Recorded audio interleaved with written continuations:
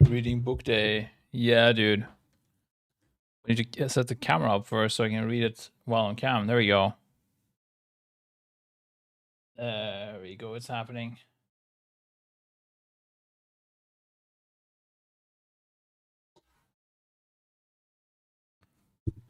Damn, you're quick, Zryzol. What a name, bro. Holy shit, I got light blasting at me, but my face is still not lighted enough. Oh my god. Woo.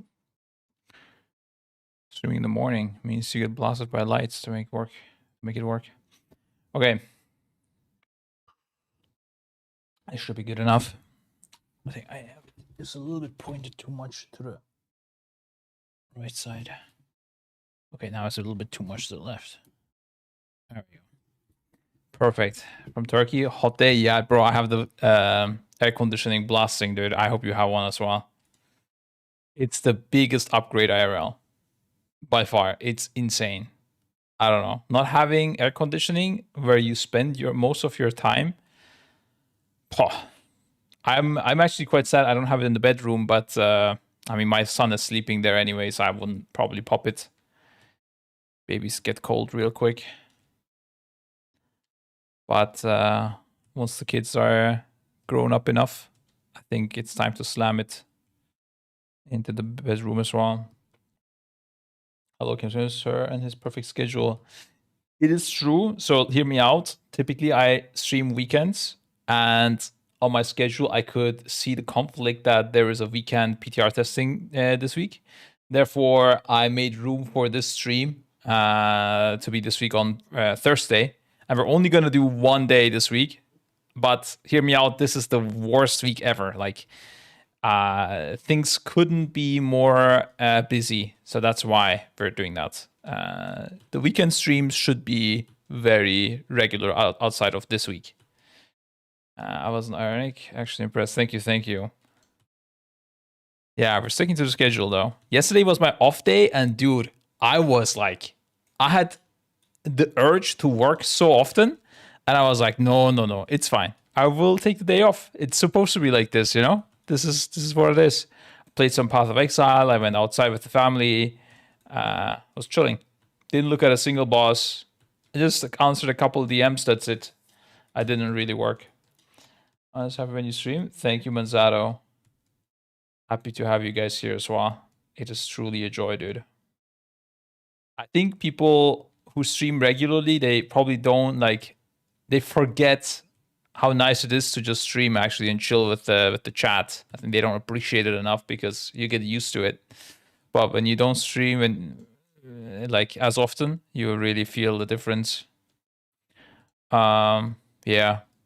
Gotta remind myself of that when I go full-time streaming again one day. Okay, guys, to give you a rundown. Oh, by the way, really cool news. I mean, okay, really cool. Small thing, but oh, let me make sure I don't leak anything. Yeah. And we're back. The website is now up to date with all the raiders and trials, and you can also see their photos on their teams. So if you guys want to check that out, go ahead. Here are the new boys.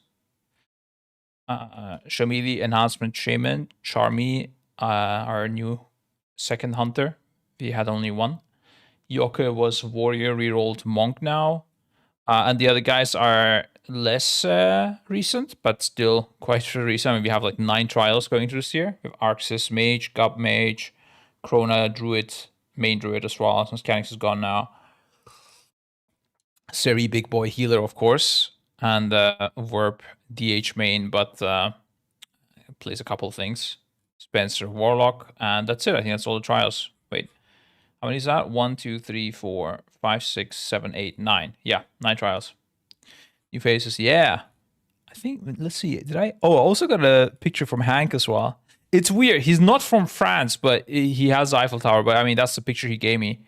Actually, now that I think of it, I could have, we should have maybe edited this one a little bit since he's like on the side. But it's fine. It's okay. It's better than nothing, okay? We need to... The picture size, some of them are a bit too big anyway, so the website doesn't load as quick. That needs to be fixed anyway, so I can also add a note to fix that. But yeah. Oh, only people who don't have a picture? Swag, Revis, and Walllife. These guys are... Oh, Spencer as well, but actually, I think... Oh yeah, he didn't send a picture either, true. But I think he would probably be down to give it a picture. The other three, I don't think, yeah. Spencer's just slacking. The other three intentionally do not want it. Yeah, really happy with our situation right now. Very, very good stuff. All right. From the bosses, I already looked at this guy, this guy, this guy, and this guy. And that is exactly the opposite of what we're testing today. I think maybe we test Forge Weaver, but let me check the... what is this called? Boss testing. Or 11.2 PTR. No, PTR test. There we go. Oh, testing, schedule. What's this tier called? Mana Forge. There we go. Found it. I need to enable VPN. Hold up.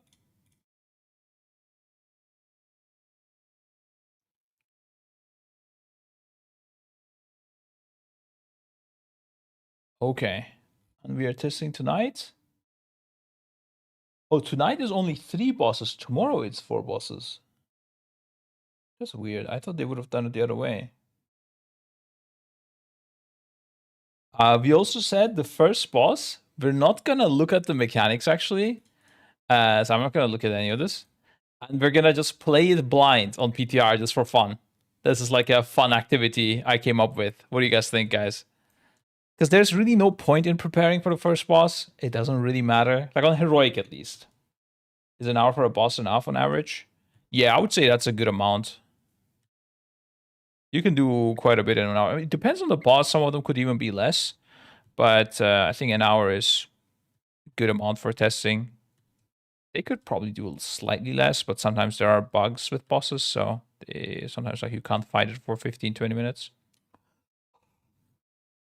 How many of you guys in the chat have ever done a PTR test? Is this something people do? I would recommend it just for fun. Like once or twice. Because you can pug it. There are people who are just randomly making groups. Never and never will do it. That's like very intentional and radical, so I'm not gonna compete with that. Never really so much more regular to guilds to do it nowadays.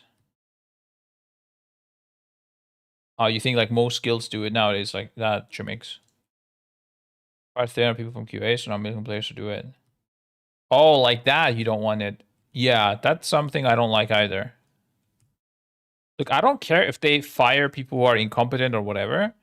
It's just, it is just a sad direction that they're going. That we are like we are going further and further away from the potential of eventually not having a PTR. I feel like, sadly, I would actually rather have Heroic Week rather than PTR as well. That could be like a trade-off. That would be nice, because then on Heroic Week everything would be blind at least. That would be like very chaotic fun. And then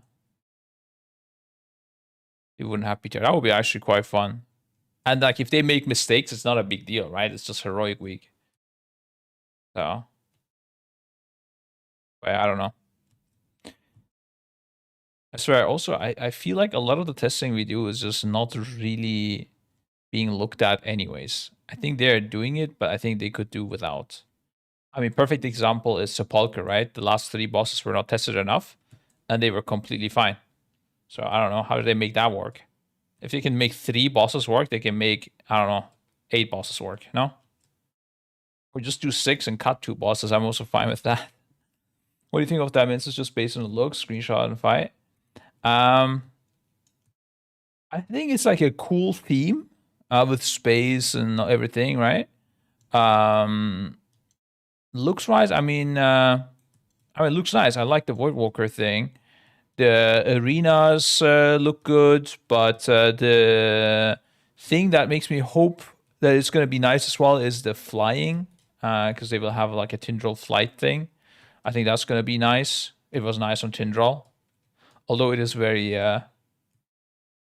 player skill oriented. I won't be able to do much there as a raid leader, aside from like deciding whether we should wipe it or not, if how many people died after going through. I think it's gonna be fun though. Yeah, I mean, there's no hinting at any mythic secret phases or anything. Uh, that's obviously not nice. I still don't know to this date why we even have a journal for this boss, because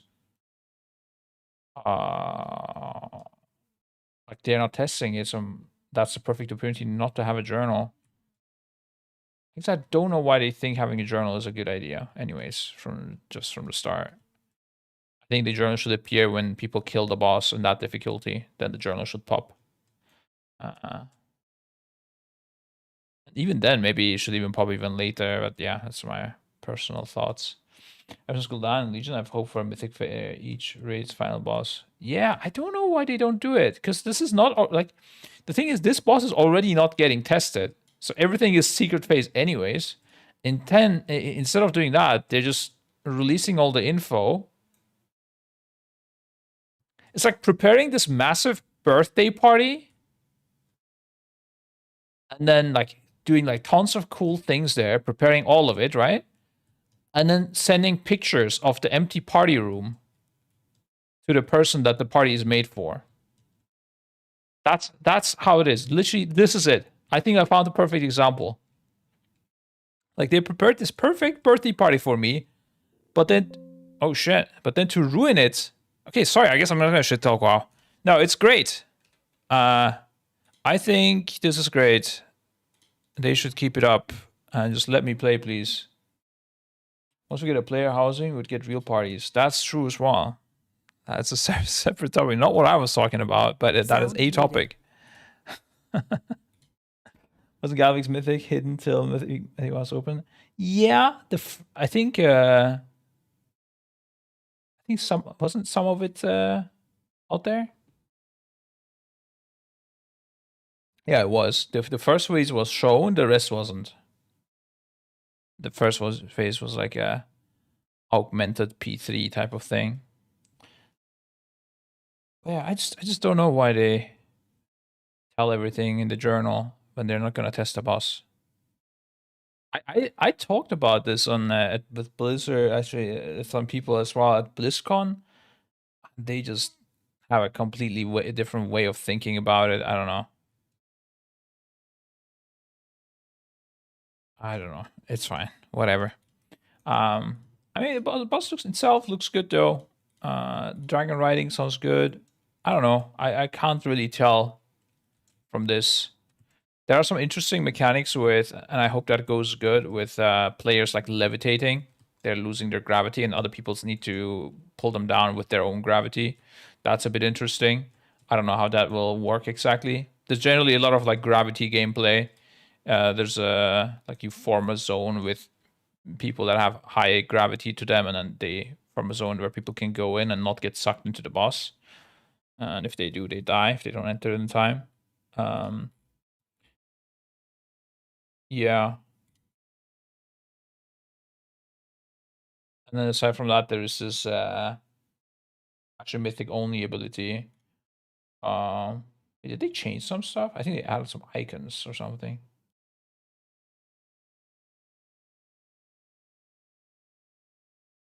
Oh no, okay, they added some stuff. Interesting.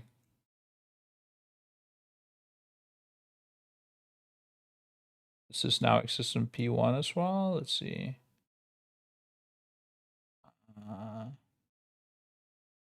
No.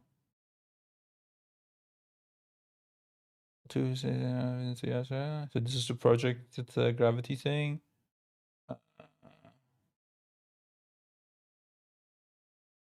Yeah, okay.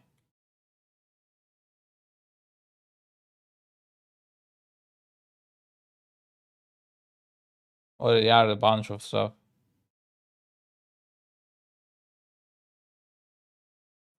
Although I think this is just a tooltip change.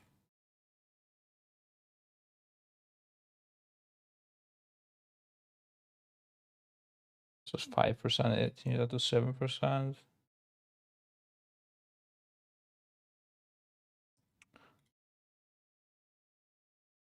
Interesting. Yeah, I'm not gonna look at the last boss today though. I mean, I already kind of did, but this is interesting. Voices project gravity well at inflict damage, and then when 6 or more people gather, it's GG's. Makes me think that there will be like 4 of them we need to enter, and you have leeway to make one mistake, but not more than one person. Or it's 3 only, and we need to find some other way to survive it. This is the thing that I think will protect us from the suck. Yeah, I cannot devour players affected by gravity well. Devour is the suck into the boss.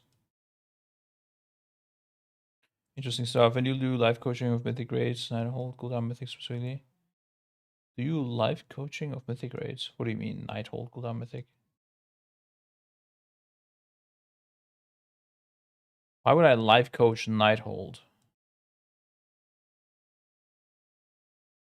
I'm confused. No, and Heroic was shown, but till Mythic came out, it had subjects of who Galvix was. Then Mythic came out and showed some parts. No. Really?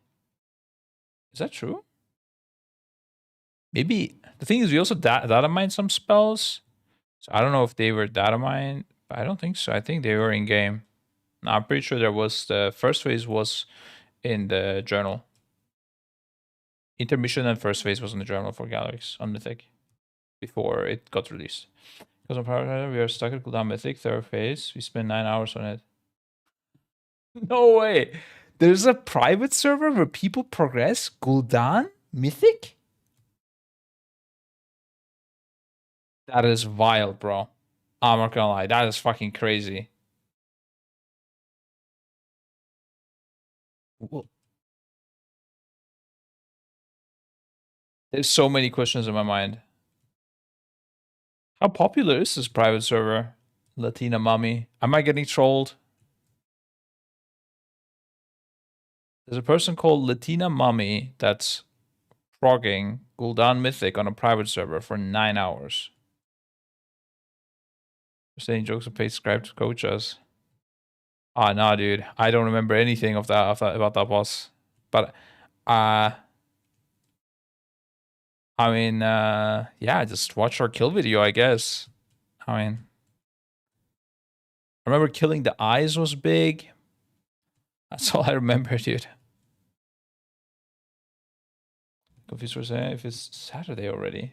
Dominic. Oh, no. Yeah, sorry.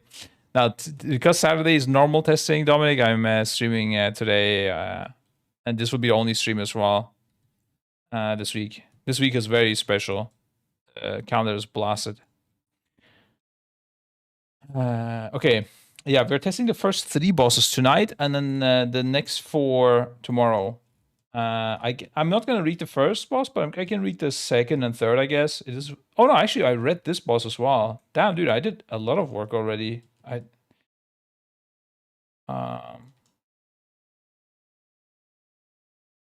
bro, I swear they're changing the icons, and it's just confusing the shit out of me.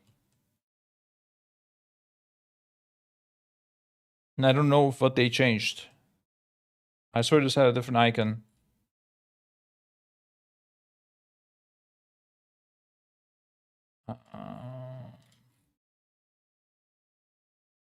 Okay. Yeah, I guess we just read this boss. Second one. We did watch party on Fat Boss and Method kill. When we reach it down, we have some casualties and DMs too heavy to heal somehow. It's a fell song X10. That's the private server. Interesting, dude. Yeah, I feel like I think if it wasn't against the TOS, I would definitely look around in some private servers. I do hear there's a lot of fun projects happening. I'm surprised that Blizzard still didn't make a system where you can make private servers and you can you have a revenue share model.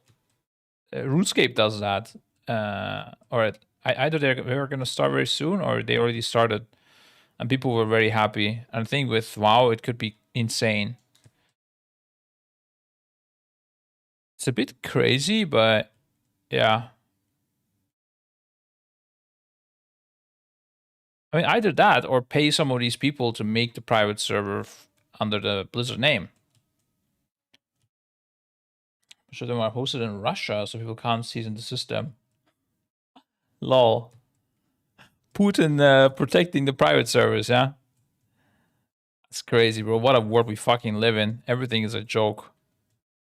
I swear, we're just living some sort of theater movie. What is even real, man? US-based browser usually gets shut down very fast. Interesting. Yeah. Okay. All right. Let's focus, guys. First boss of the day, Lumithar. Wait, I didn't read this right. Oh, okay. Oh, I thought this was the guy with the spider silk. Okay, this is just using this guy's spider silk. All right. So we make this bigger. Bang. I recommend this, by the way. It's Blizz Move is the add-on called. You should get this if you're looking at journals. Careful genetic modification has engendered in this beast. What does an engender? What the hell? In this beast, an exquisitely rare sensitivity to magical energies, purpose bred for the ability to infuse arcane energy into its prodigious silk weaving. It creates living silk, perfect for the soulbinder to use in binding shadow guards. So this guy is working for this guy. That's weird because I thought we can access these two bosses at the same time. But maybe it's not the case. Maybe it is linear. Because it would be kind of weird if we beat the soulbinder and then he's using this guy's silk. Let's look at the map quick again. Oh wait, is the sandbox out? Still not out. That's weird. Okay. Anyways, wanted to check the map. So we enter. We have the first boss guarding the place. Then we have Unbound Vault. This is the Soulbinder, and this is the Silk guy. Yeah, I think these two are accessible at the same time. That's weird. Okay, maybe just some, the lore doesn't need to always work out. It's bit that makes this maths for the Soulbinder's profession scribe. Real explanation. Oh shit! What just happened? WoW just closed itself. What? Okay, I think that an error popped, and at the same time, for whatever reason, I misclicked space, and it just killed the whole process. For flaming WoW too much, I think you get punished.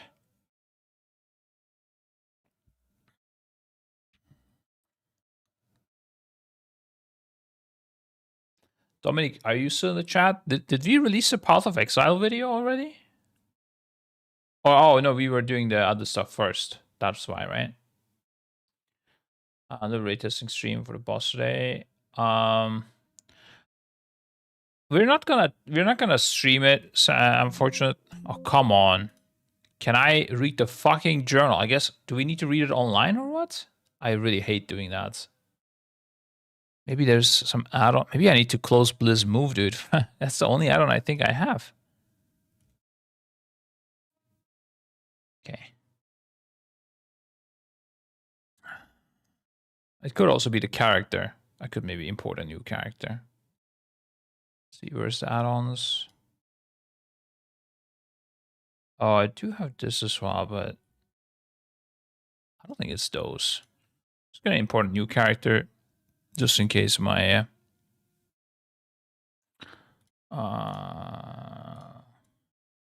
shenanigans is bugged. Let's also delete this bad boy, actually. How do I delete a character? There we go.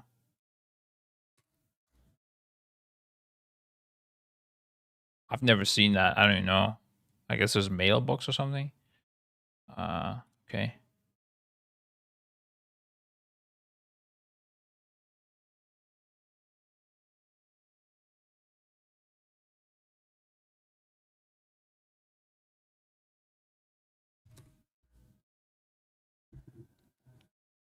Create a command plus move to explode out. That's not it, man. I don't know. I've never had this. This add-on is like very lightweight and never gets updates because it just always works. I don't know how they did it, but typically great. Have you found any big T sponsors yet? No, haven't looked for any either, honestly. I think the sponsorship thingy,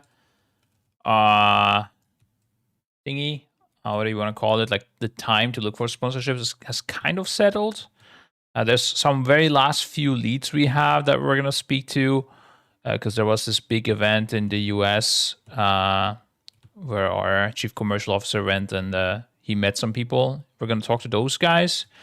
And aside from that, we're just closing deals that are already ongoing. I don't think we're going to look for anything new. But yeah. Tea sponsor would be nice, dude. I don't know. Tea or coffee would be really nice as well. I still don't get it. Is there any coffee brand sponsoring any esports event? If not, they are just hard trolling, dude. I don't know. Like, surely this makes sense, right? Like, I'm not crazy, guys. This would be insane. I'm not talking about the race specifically, just any esports. I guess a lot of the audience in esports is also kids. Maybe that's why they don't do it. But I guess in our case, they're not kids. So, in fact, I wish we had a younger audience, but we don't. They're all dying. It was possible to drink sponsor. It could obviously be Liquid Death. Yeah, actually, we did email them very recently. I don't know what happened to that. I don't know. Maybe they didn't respond. Our partnerships guy was very excited and about the idea. Someone proposed it in a guild meeting, and he did reach out to them. I don't know if anything happened. Blizzard needs their own coffee brand. Horde Brew Alliance PSL. Yeah, you could actually do our own coffee brand as well. There's like ways you can do it, but it's basically you just slap on your logo, right? I don't know. Doesn't really make much sense. But if there was like a coffee brand that wanted to collaborate with us and like they don't give us money, but we work together, like we taste the different coffee types and like we create a new product together, I'll be fucking down, dude.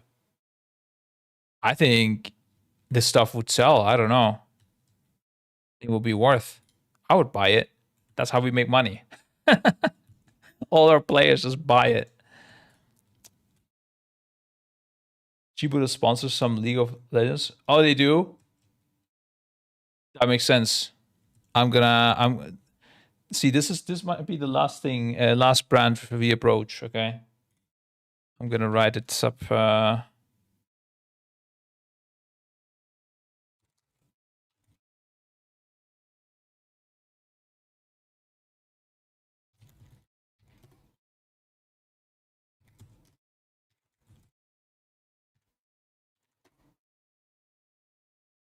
I'm sure if you're a better target group than League, right?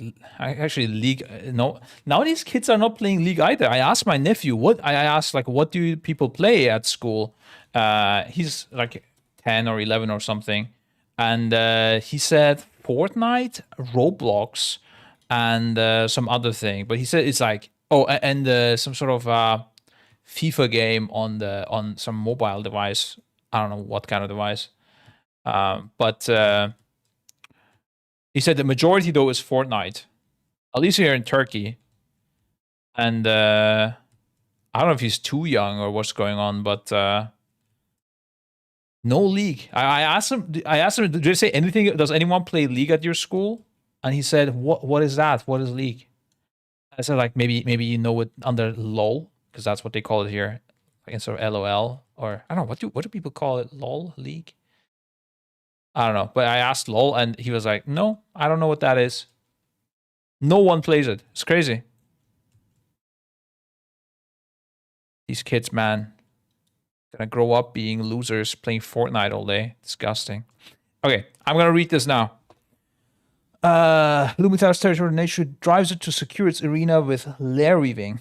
Okay, and unleash its stored energy in an over-infusion burst. Once reduced to 50% health, the beast is overcome with unbound range, tearing itself in two and dooming itself so it may take down the intruders that dare push it so far.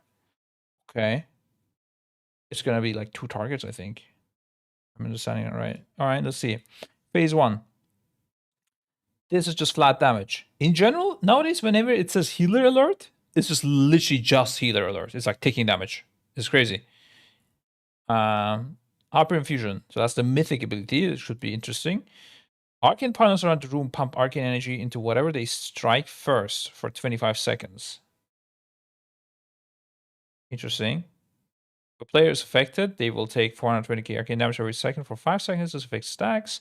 Otherwise, energy reaches Lumitar and spills out 1.4 million arcane damage to all players every second. So you want the players to soak it.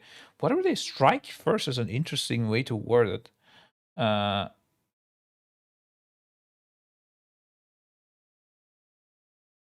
Energy to whatever they strike first. I don't know what that means. I feel like there's something more to it, but it's okay. Then we have lair weaving. This was the secures arena. How it secures the arena.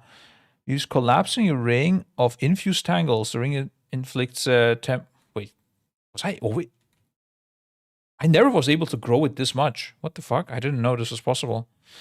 Use a collapsing ring of infused tangles. The ring inflicts 10.5 million nature damage to players that pass through it and roots them for 8 seconds.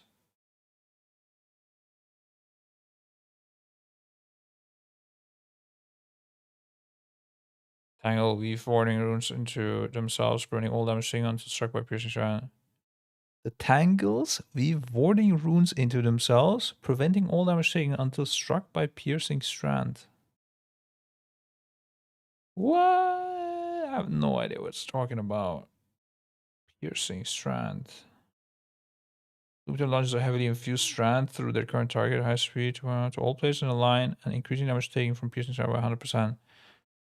Tangles, weave, warding runes. Ah, okay, now I get it. So this is some sort of thing. Some ring that is collapsing. This is like the first boss on Razageth tier, where you have to kill the fire elemental and then you create a hole, and that's how you go through it. And you can, but the guys are shielded, then the mobs, and you can get rid of the shield by the tank ability. So this will spawn, then the tank kills the shield of one mob, or yeah, and then we need to burst that target down that the tank broke, which also removes the forces the communication requirement of what to hit, because only one target probably will be hittable. Primitive arcane missiles rain down on players, inflicting 7 million arcane damage within 6 hours. Actually, it should also say it in this thing here. Infused tangles created from an area must be broken to create safe spots to pass through the ring. Yeah, exactly. Look, it tells the DPS to hit it. And the tanks probably will say to break it probably. Causes all targets to hit, take increased damage for a long duration. Oh, okay, they also take increased damage. So it doesn't say that in the tooltip, but that makes sense as well. Or maybe they removed it so that now they take no damage and they are hittable. That's an old tooltip. That could be it. Okay, over infusion burst. Lumitar inflicts deadly to all players. As it absorbs arcane energy. Oh, this is when then releases energy in a massive explosion. It's a weird way to word this. 8 seconds as it absorbs arcane energy.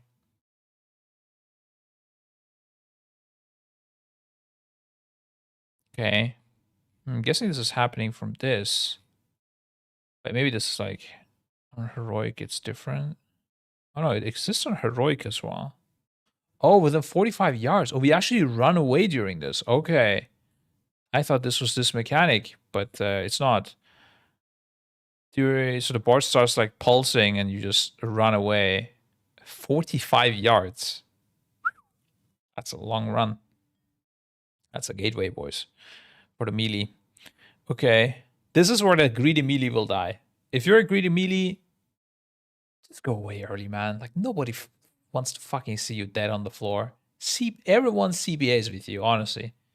And you're gonna time your meta to dodge this, or you're gonna do some weird shenanigans. Just either do it properly or don't even attempt. Okay. Who's a greedy echo melee? Let's see. I would say a greedy echo melee. I don't think we have them anymore. Roster. I don't think we have any greedy ones anymore. I think Kush was greedy. Not necessarily a bad player, by the way, right? Like greedy doesn't mean necessarily bad, but Kush was, I think, sometimes greedy, but also sometimes like very safe and smart. So I don't know, can't tell. Was a bit YOLO. I'd say Perfecto is a bit greedy. Not too much again. Yeah, I don't think we have any greedy meaty anymore. In the past, we had a lot more, for sure, yeah.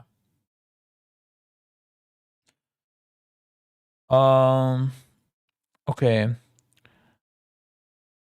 Lumitar pulls several players to itself with arcane strands that inflict 300k arcane damage and grow in strength every second. The strand snaps when drawn to 40 yards, creating a splotch of living silk at the player's location.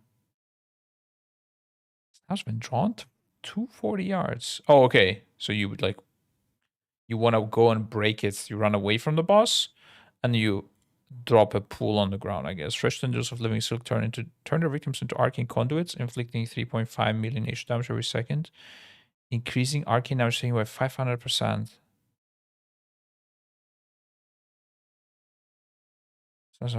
Creating a splotch of living silk. Oh, these are living silk. Okay, these are mobs. So you create mobs when you break this, and they, in some way, turn their victims into arcane conduits, doing shit tons of damage. So this sounds like a cast we need to, like a deadline until we need to kill it. Living silk. Let's see how long this cast is. I think these are mobs. I thought it was pools, but it's mobs. Yeah, living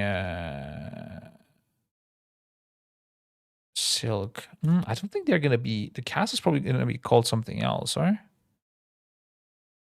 Let's see. Check.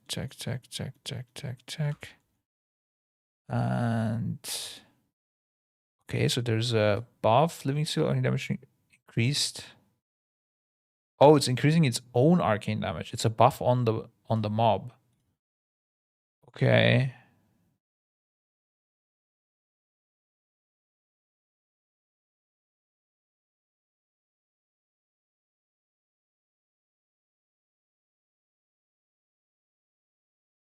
There's some sort of weird spell. I think this is maybe from like questing outside or something. This doesn't make any sense. Or maybe it's from phase 2. I don't know what this is. This is not it. There's nothing here. Nothing here.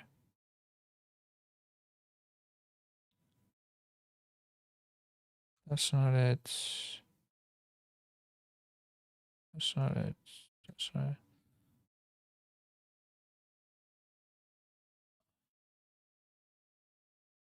No, it will be streamed, right? No, yeah, no, we won't stream it. It's honestly not because we're gonna hide something or anything, especially on the first 3 bosses, especially on the first boss. It's just we want to be like, there's not enough gain to stream it, TLDR. If there was a reason to, we would do it. In fact, I think if we weren't lazy, we would probably do it. Because, yeah, the main reason is to like not hide anything and just use this time to be efficient. But honestly, no one cares if we're incredibly efficient on those first 3 boss testings on heroic, and we could mute voice comms anyways and stuff. I think we just don't see the point, I guess. Actually, about last boss, like if he has seen a fight, the Echo and other top guilds get footage from Blizzard to provide feedback or something. No, though I did hear that some people did see the some of the fight. Yeah, I think I think Blizzard is not really good with these things. Yeah, they tend to have a lot of leaks. Some of it are leaks, and some of it are them just not giving a fuck. Maybe ask, but what's your take on the optional boss? I guess I don't really know why it is optional.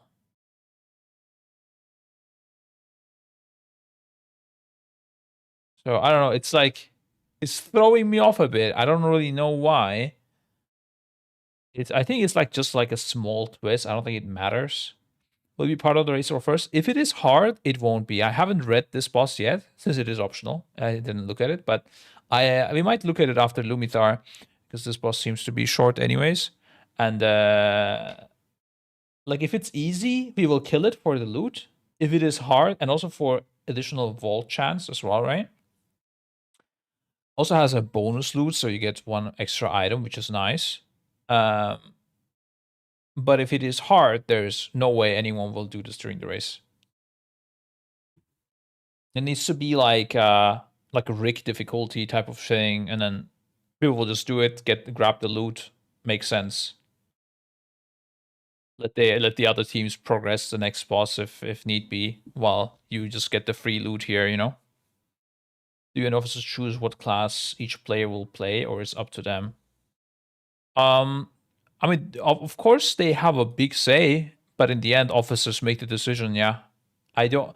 A lot of people in the team thought and keep thinking for whatever fucking reason that I solo make these decisions, and sometimes like whenever there's like a suboptimal pick or I don't know.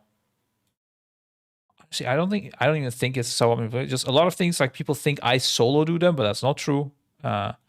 We do it as an officer team. We sit there and talk quite a lot. Obviously, I also play a role, right?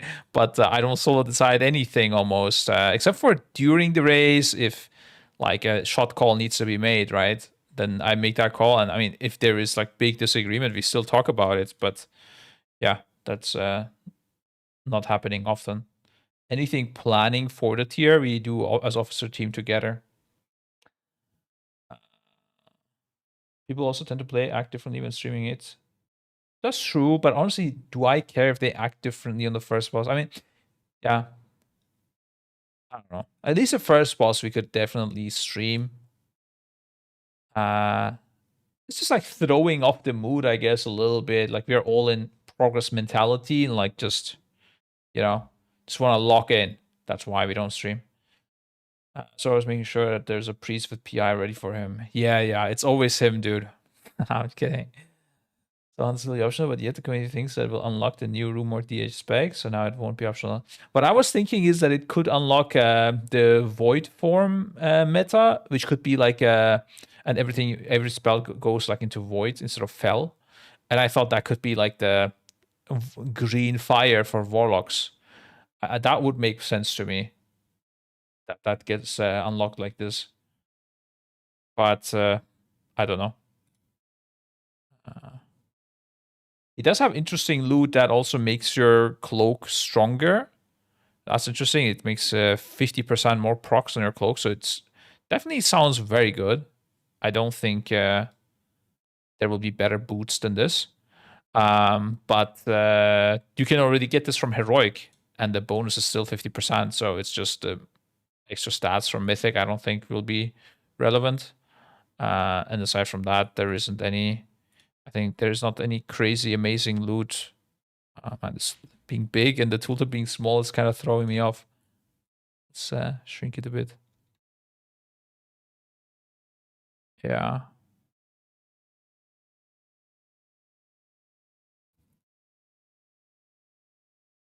I don't know if any of the trinkets will be strong. That could be an argument as well. But yeah, again, like mythic loot is not that big of a deal, just from one boss. So if this boss is hard, there's no way you do it.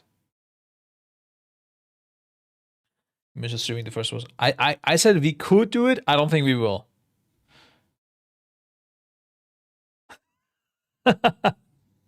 There you go. Yes, Dan. Dan, get us a coffee sponsor. If not, tea sponsor works. Otherwise, what else do we want, chat? Pizza sponsor. Holy shit, Dan. Come on. Why do we not have it yet? Yeah. I think if we get those three, I'll be happy for life, dude. Imagine you had a pizza sponsor and they're like sponsoring you full time and you can order pizza whenever you want. It's not just like heaven on earth.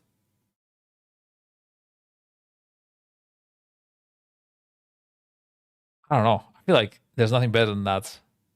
I think there could be a better sponsor than this. What's the add-on that allows you to move with UI interchange? It's Blizz Move, but it is very annoying because what will happen also is when you like get a quest, let's say, and then you can suddenly move this, and then it will get stuck there, and like you do it by mistake sometimes by clicking here or something. So I would say use cautiously. I mean, you can also turn the add-on off, and then it will be fine, of course. But yeah, it's a bit annoying to use. I turn it off when I'm not really looking at the journal stuff. But for journal reading, it's amazing. You also explode your round. No, it's not. It's not it. Unhealthy? You get a healthy pizza sponsor, bro. Bread made from good ingredients, you know? There was this bodybuilder guy that was only eating pizza. That was like his whole diet. Every day he would eat pizza. It works. It's fine. Pizza is healthy. I don't want to... Guys, let me live in my delusion, okay? Actually, I didn't eat pizza since a long time because I'm trying to be healthy, but I think I could... Now, I need to make pizza at home myself. With healthy stuff. I think that would be worth it. I think the problem is that when I eat pizza, I overeat. It's not the fact that I'm eating pizza.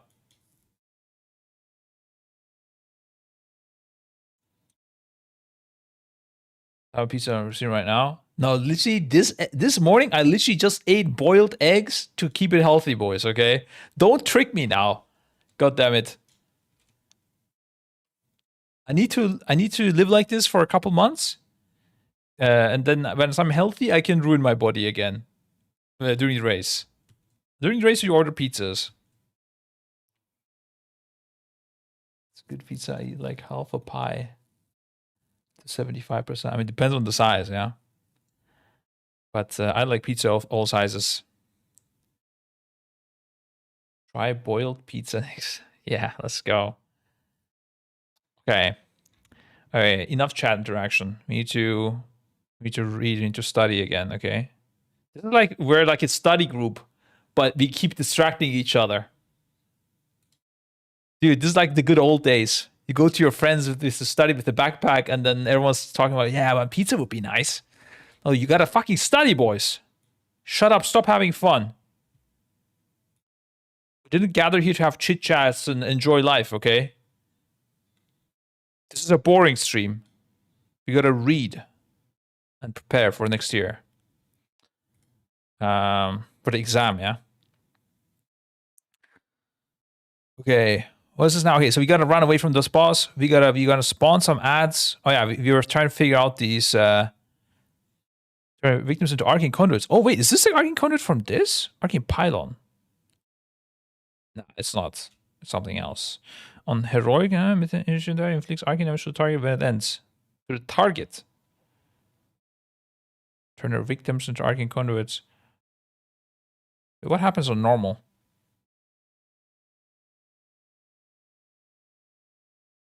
Into arcane conduits. Okay, it's the same thing. Wait. There's something we're missing here. Infusion tether inflicts arcane damage to the target when it ends. Oh, okay. Never mind, that's fine. That's the pre-debuff.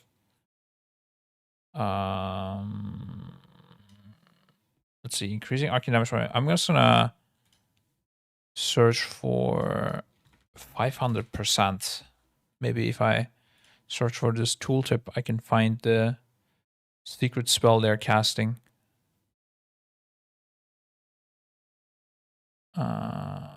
Ooh, there's 33 spells with 500% this patch. Could be Living Silk. Vanquish, Conquer, Living Silk. No, that's not it. Potential Energy, Disintegrate, Vanquish. Nah, I don't find it, guys. I don't know. But okay, they cast something that turns us into arcane conduits, inflicting nature damage every second and increasing arcane damage. So it does nature damage but increases arcane damage.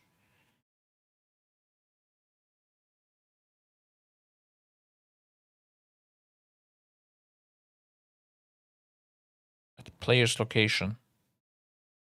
Turn their victims into arcane arrows. I don't get it. It's fine. This ability we won't understand until we see it, I think. Intermission, Unraveling. Upon reaching 50% health, repels all players as it tears itself in two. That is fucked up. Freeing itself from its abdomen to take the fight to the players below. Was this guy flying? The shockwave of Lumitar landing inflicts 4.2 million physical damage, knocks back all players. For the remainder of the fight, Lumitar may move freely and takes 25% increased damage while Arcane Ichor pours endlessly from its severed half above. What the fuck? This is gonna be some disgusting shit. It's gonna like rip itself apart from here. Bro, that's disgusting. I don't want to see that. Intermission onwards, Maris takes over, guys. I'm not reading that shit. What the fuck? Overinfusion liquidizes Lumitar inside for his wounds. 5.6 million arcane damage every second. Okay.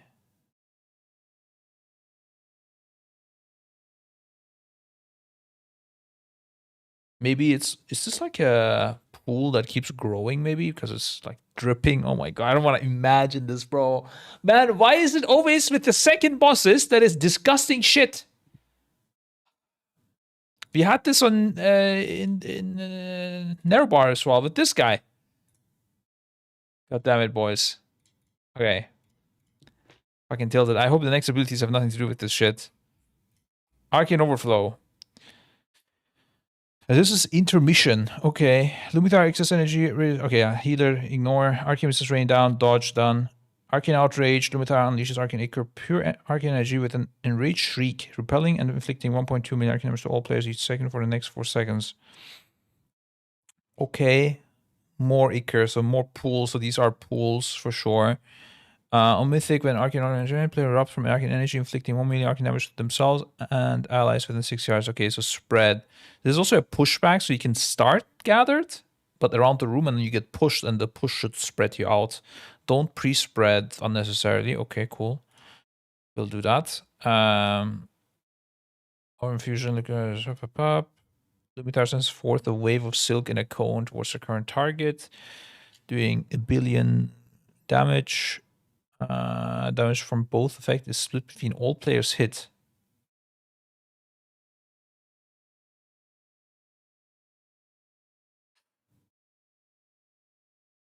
It sounds like both tanks would soak this together. It doesn't stack. And her mythic use of Writhing Wave causes targets to take increased damage from Writhing Wave's initial hit for its duration. Never mind. It sounds like you send an immunity with the tank, if even anything. I think the tank can probably just solo this. I don't know. Weird. And fails to hit at least 5 targets. We got outplayed. I should have read the sub spell. Okay, makes sense. Binds himself in the excess energy to absorb damage taken. Considering it's a second boss, my guess is we just take this with 10-10 and split it like that.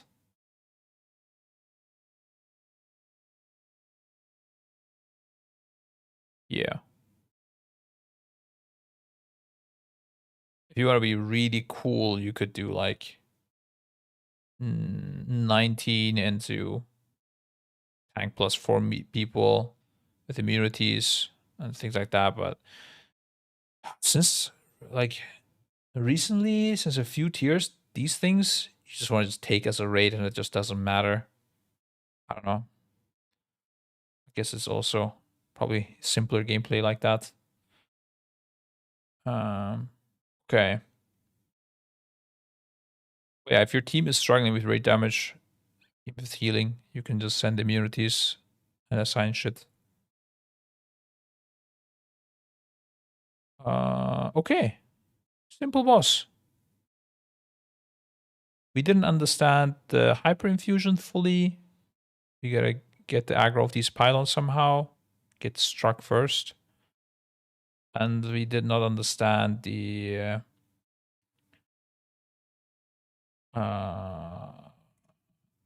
living silk. You break it, and then some shit forms, and we need to kill it or do something with it. I feel like this could be maybe on the person, like stuck to it.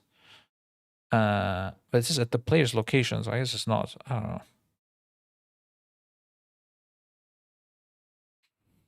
Last one probably will be not tested shown again on PTR. Yeah, no, they don't show the last boss. Tank plus 4 immunity classes first. Tank plus same people with immunities. Maybe again. Yeah, but I mean, you could also just take it as a raid hoopu, you know? Like, why put it all into those 4 people? Like, you would do that if it was a later boss, but as a second boss, it's unlikely they make any, like, really hard damage checks. So, splotch means a blob or smear or something, typically a liquid. Yeah, if it's a liquid, we can kill that easily. No. Yeah, I think it's an ad. I just don't understand with turning their victims into arcane conduits, inflicting damage every second. Like, who are their victims? How many people get targeted by this? Is it a cast? Do we interrupt it? Do we need to kill it before a cast goes through? I guess if arcane damage taken got increased, what would this affect? On the piercing strand of the tank. This pulsing thing would pulse more, but still survivable. And the hyperinfusion, and I guess the general room damage as well would be quite high on those people. Yeah, the targets of this living silk shouldn't be doing hyperinfusion. And intermission is whatever, and last phase, dodge,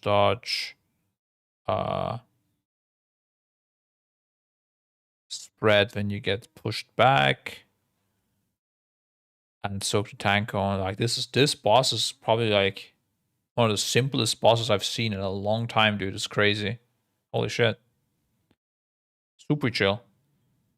This is like Cauldron without the toys. Simple stuff. I like it. This feels more fun than Cauldron. Cauldron is actually the boss I don't like the most. Like, I don't think I've seen a worse boss in a very long time. I just do not like this boss, dude. I don't know what it is.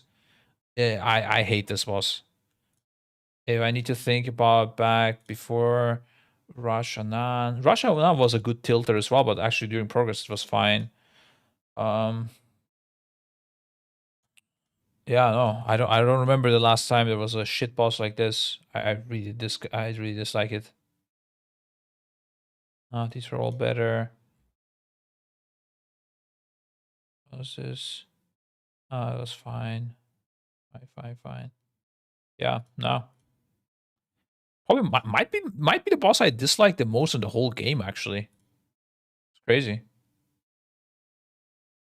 I don't even know why. I can't put my like hand on it exactly. Yeah. Do you think simple bosses are often more easy? No. Typically, the lack of mechanical complexity comes with harder number checks. But when it's the second boss, the number checks are easy. And what can hold you back more early on is mechanical complexity. People just fail shit. Or like there's something to click, and if you don't click it, you wipe. So, the numbers won't kill you in the fight, but if you don't click the thing, and the room explodes, it's GG's. So, but I don't see anything like that in here. The only thing that will wipe the raid really is the I mean, if you don't have enough soak on the cones and if you don't punch a hole into the ads, but those are super easy, all simple, and the rest seems just simple, yeah. Maybe this hyper infusion pylon, but I don't know, it doesn't seem that hard. Something will make it strike first, probably the closest target or something, and that's it. This is a great style for mechanical simplicity, but insane spice. Yeah, exactly. That is quite. I mean, I wouldn't even say Kiveza is that simple mechanically because a lot. I mean, at least tactically, it's not simple because you could do a lot of different things. Like Liquid and us had different strats, right? Man, that strat. Oh, memories from Nevermore Palace. Oh my god, guys, we were so underprepared. It was so sad. I made our Nevermore Kiveza strat like on during progress, and I had not seen that boss on Mythic until we reached it. That was like the time where a lot of shit was going on, uh, both in Echo and real life, and I had zero time. It was so sad. We could have had that strat going into the fight, but we had it on the next day because I was just cooking in the night. Sag. Anyways, we prepare better this time. How to get that tab big in game? Blizz move is the add-on Urash, and then you control mouse wheel up. Honestly, it didn't go this big. I don't know what happened. It was like capped out at this typically, but something happened and now it just keeps growing, dude. Or maybe they changed something on PTR. Maybe they like uncapped it somehow. New strange that called the race roll first when it's more of a marathon than a sprint. Marathons are races as well, so I don't think it's that strange. No, that might be like a language difference or something. Maybe in your language, race is something like a sprint. I don't know. I think races can be marathons. I mean, marathons are races. I think they are like by definition a race, right? Or you're saying it could be called marathon to war first? Nah, it doesn't sound nice.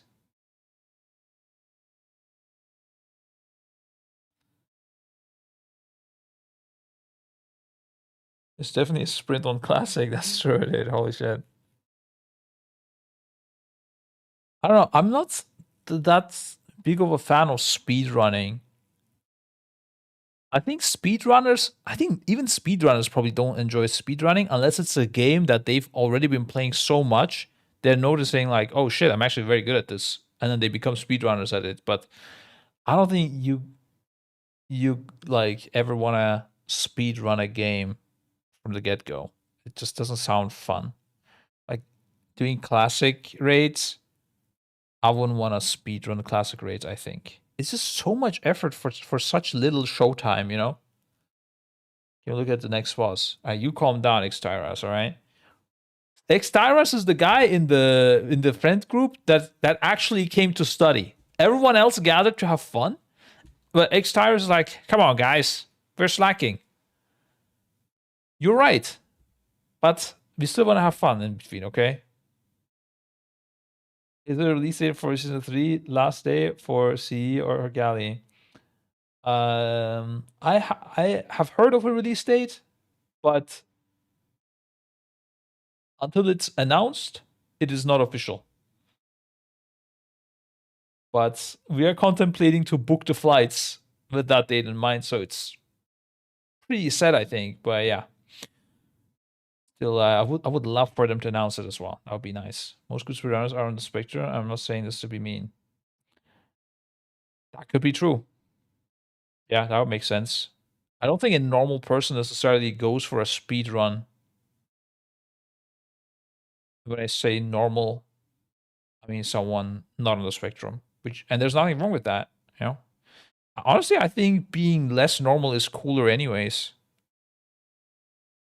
Do you think there's a way normal is boring, right? I don't know. Do you think there's a way to ignore the ring mechanic and just go through as a raid with some defensive cities? Oh, you could definitely blink through this, but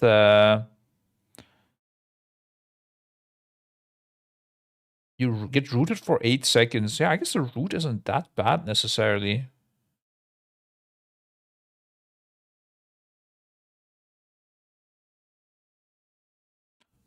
Yeah, I didn't consider that.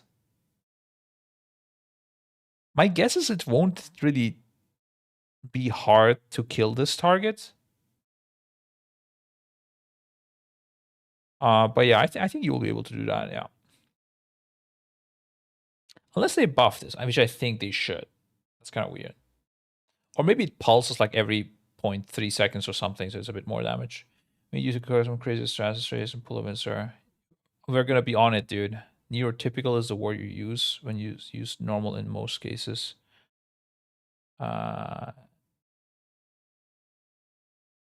Yeah. I don't know, bro. Neurotypical and neurodivergent. Honestly, to a degree, I think nobody's normal anyways. I think nobody's neurotypical. I think everyone is neurodivergent, bro. I don't know. I've yet to see two people that are like, yeah, they think both very normal, like they're both normal people. I don't think this exists really. Everyone's fucked up a bit, no?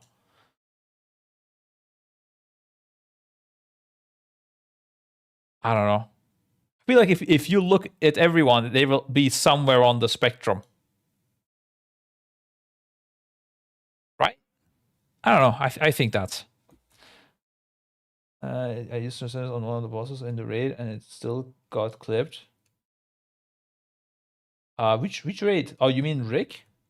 Rick has this weird thing where it's very thick. This circle halo that it does.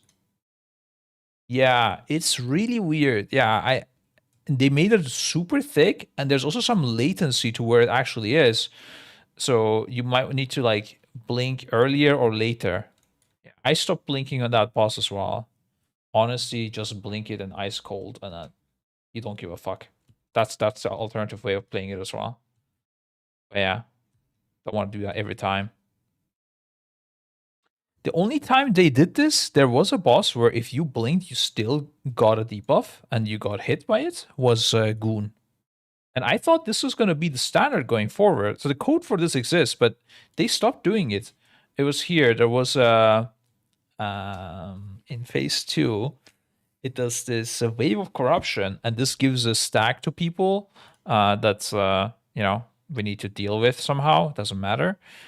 And it was like pretty big, I guess, if you could avoid this.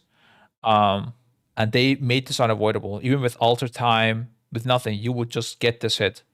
And then so they solved this like blink being OP, and then they just removed that again. Next year's you could do it again.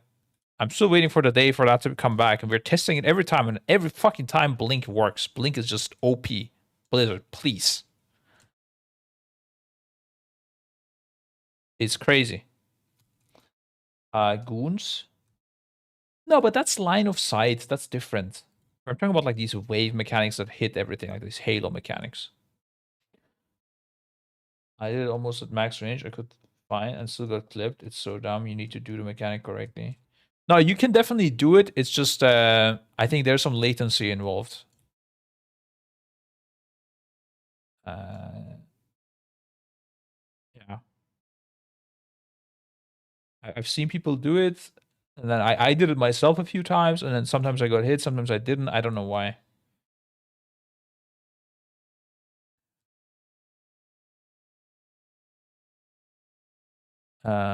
Okay. We did Lumithar. Now, I'm not gonna look at first boss. I did this already once. I could do it again on stream, but I want to do... This is the last boss that I've not looked into. So I want to look at this together, guys, and then I'm kind of done having read through every boss once. Now it's time to take a break from studying. Yeah, enough talking. Now we talk about something else again. No, what do you mean? We just start now. Okay, we're gonna do at least one of the DHs, and then maybe take a break. Let's see. Okay, so Adarus. Okay, this is the skippable boss, guys. So right now we're studying for like the for like a non-mandatory class. This is like university, And we have to take like a fun course extra. We're taking a fun course for fun extra. You know, like those things you can do. I think there's something like that. I've heard of like rumors. I've never done it, but for extra credit, yeah. So like later on, show to our raid leader for like additional chances of getting accepted into the raid, into the guild or into the job. You know, you think this optional boss will be even done during the race? If it's easy, yes, for loot. If it is hard, no. To avoid wasting time. Okay. So Adarus, now a demon hunter brimming with barely contained abyssal power, seeks to devour the void energy surrounding Manaforge Omega. So this guy. Interesting. His deadly allies, Elisa, Dark Sorrow, and Valerin Bloodwrath, have joined Adarus in pursuit of long... Why does he call Adarus on first name basis and the rest, the other ones with their first and last name? Also, bro, what kind of names is that? Bloodwrath and Dark Sorrow, come on. Anyways, have joined Adarus in the pursuit of larger prey. Together they will destroy all who oppose them, leaving nothing but chaos in their wake. Okay, this is definitely AI text, but okay. Let's see. Adarus tears open a rift to the void and brands players with Devourer's Ire. Adarus will focus assault on the players bearing his mark. Okay. It's just talking about the mechanics. Will learn to use any who stand in her path with eye beam and lines towards her prey with the hunt. Also clears targets with fracture and feast on her and so with spirit bomb. For reaching 100 fury, demon hunters unleash their true power and enter metamorphosis. Okay, so that sounds like it's timed. Okay. Okay.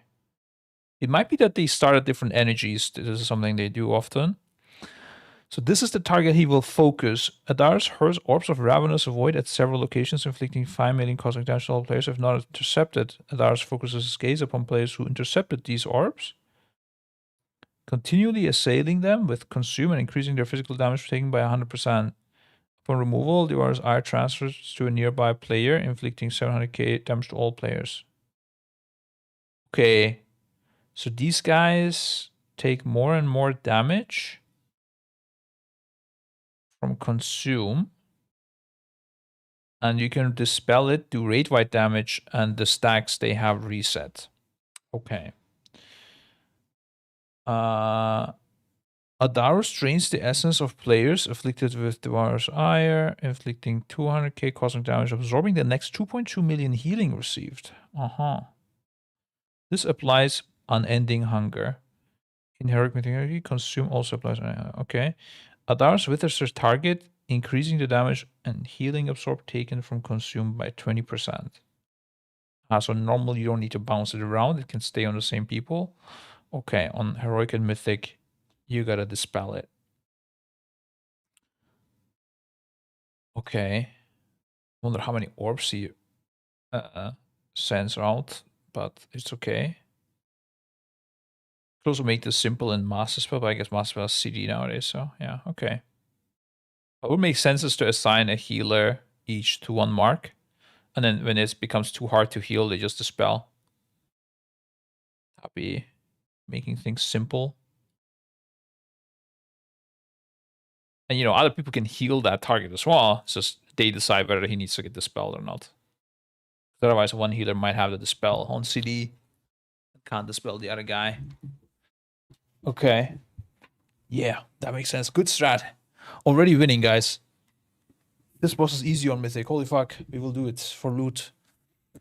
Adarus tears open a path through the void and teleports to a new location, inflicting 4.2 million cosmic damage to players within 4 yards along the path to his destination. During this moment, Adarus manifests images of himself which cast Hungering Slash. Open the fire void around them, inflicting 5 million to players within 8 yards and coalescing pool of encroaching oblivion. Growing silence of void opens, inflicting damage every second. Holy fuck, you really don't want to stand on this path. Because increasing the damage thing by 20%.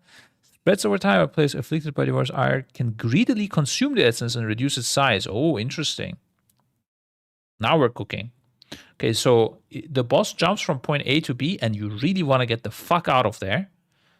And then once some time passes, the guys with the ire go in and eat the ore pools on the ground. Cool, yeah, can do that. That's fine. Probably a tank or something.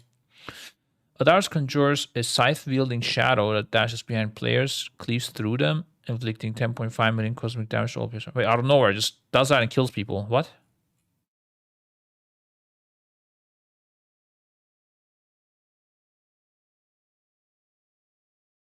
Okay. Creates a shadow. I don't know why it says deadly. I guess it doesn't kill them. Just gotta watch out. Just dodging some shadow dancing around. Maybe there's a eradicate. Maybe there's a a target thing going on that we can see. That makes sense. A pre-debuff or something. 2.5-second cast apparently. And I do... Oh, there's a 3-second cast as well. Max targets is 1. That makes sense. And no pre-debuff found. But it might be called something else, right? Makes sense. Okay, that's the first one. I like this. Simple stuff. I like this idea of dispelling the people and they're getting stacks and then you get rid of the stacks. I like this mechanic. And then people with the debuff going and soaking something that you otherwise want to step out of. I like that as well. I think those are good mechanics. I feel like this was done recently. What was it? Get a debuff and then you go soak something with it. Maybe not really. Maybe it wasn't done since some time. No, I don't know. You know why? But the way it's worded, let me think. It will be like the Will of the Emperor dance from MSV. Oh, this thing here? No, it won't be. That's completely different, dude.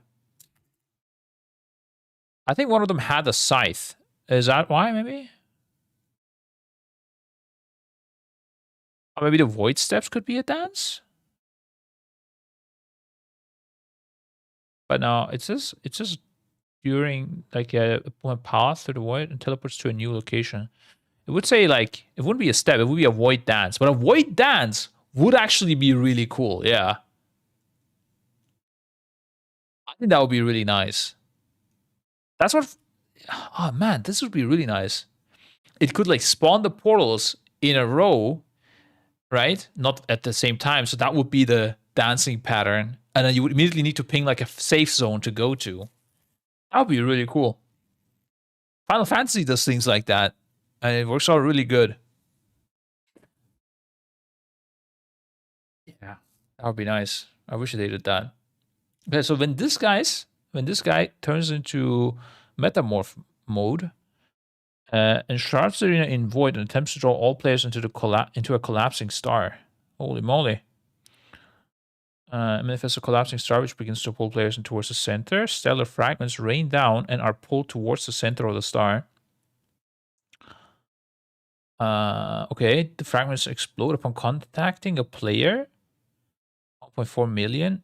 If they reach the center, they instead inflict to all players. Okay, so we get pulled, fragments get pulled, and we gotta collect the fragments before it reaches the middle. Otherwise, everyone gets damage. And when you soak it, you also get dark residue, which is a dot.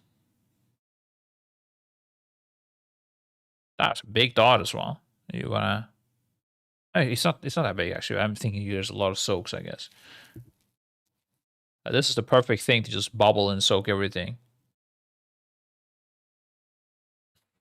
What is it? Stealth fragments applied. So what is Event Horizon?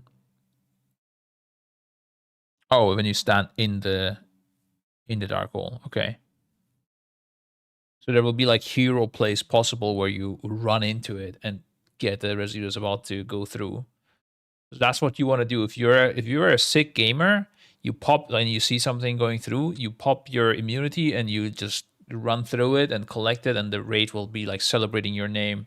Good job. Damn, he saved us. That's incredible. and they're all going to be distracted by this gameplay, and then some other thing will go through and you just wipe. But it's fine because you saved the day. And then this happens, and Soul Tether cast by several players together for 24 seconds, causing them to snap towards each other and suffer. Oh, this is such a tilt mechanic.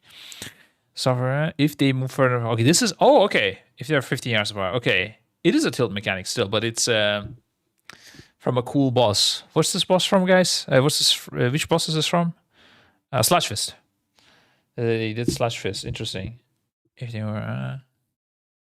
Actually, is this even the same icon as Slash Fist? I think so. Shadowlands. No, it is not. Damn, holy fuck. I couldn't be further off.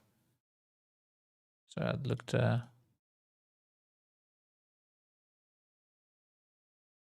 Okay. Oh, it's from the. Okay, this is from that tier. It's from Dark Recital. No. Bro, am I going crazy, boys? Yeah. Why did they use somebody was looking at all tiers when making this the mechanic for sure. Somebody was looking at Castanatria. He was like, yeah, what if I combine the icon from this boss and this boss and make a new mechanic? Surely no one will realize. That's fine with me though. They can recycle all they want, dude.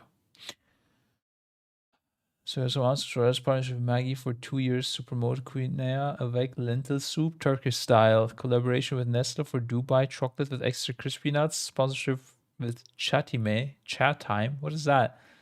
To drink during the race. Kung Fu tea, chai time, cocoa bubble tea, and gongcha.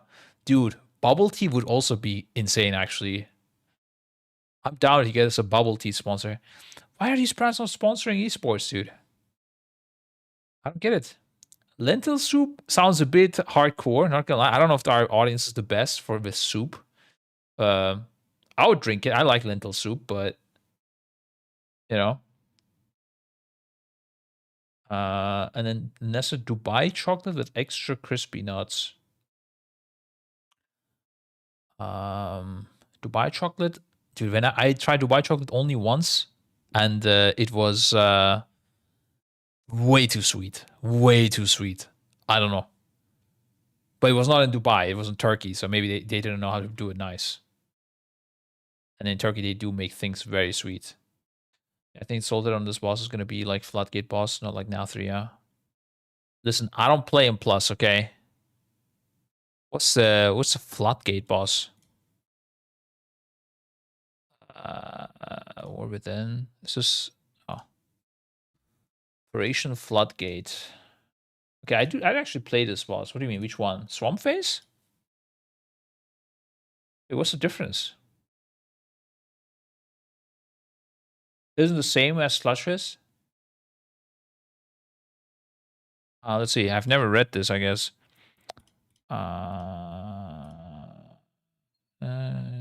Damage move for your players back together. Well, I guess on Sludgefist you die. That's the difference. True. When you broke it, you die. That's a big difference. Never mind. Yeah. True. That does make sense. Yep. My bad. This is with this I will make the whole team diabetics. Yes, let's do it, dude. I think the team already is very down, and I don't think this will change their diet too much. Let me say that this, yeah.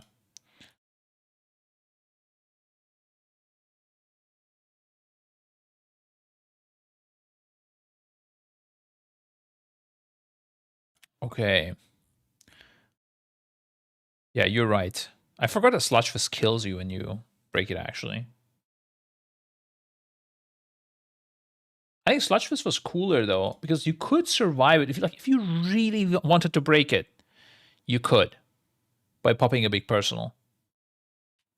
Or just by being a mage. But this is like, I don't know, like it's never really worth going 15 yards apart, you know. But on Sludgefish, there was like, we actually tried it once where we broke everyone. We popped like every raid city and broke it and see if that was worth it. It was not worth it, but we tried it. Here, there's no point to try it, so it's kind of boring.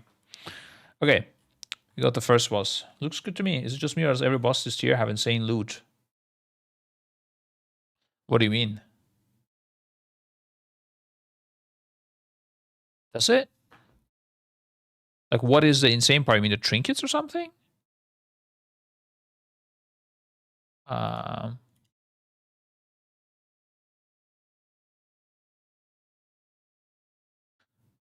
wow, dude, whenever my phone vibrates, I'm getting scared, guys. I think it's like the next meeting starting, but holy fuck, there's enough time. Calm down, Scribe. It's just an email. Oh, no, it's the worst kind of notification. It's a LinkedIn ads, bro. This app, yeah. LinkedIn. Holy fuck. On X, when people write to you, at least it goes into like the spam place, basically, unless you go and read it. With LinkedIn, you can promote it to write to people. Block notifications. Can you do that from only the ads and keep it up for the normal people? If I can do that, that's the play, but I don't think you can. I mean, that's the whole point of the ads being there, right? If you could turn it off, that would be OP. It's like having an ad block installed. I haven't played Watch WoW in like a year. When is the next raid release? In August. Probably mid-August, but we'll see about that. Android, Samsung can. There's categories for notification.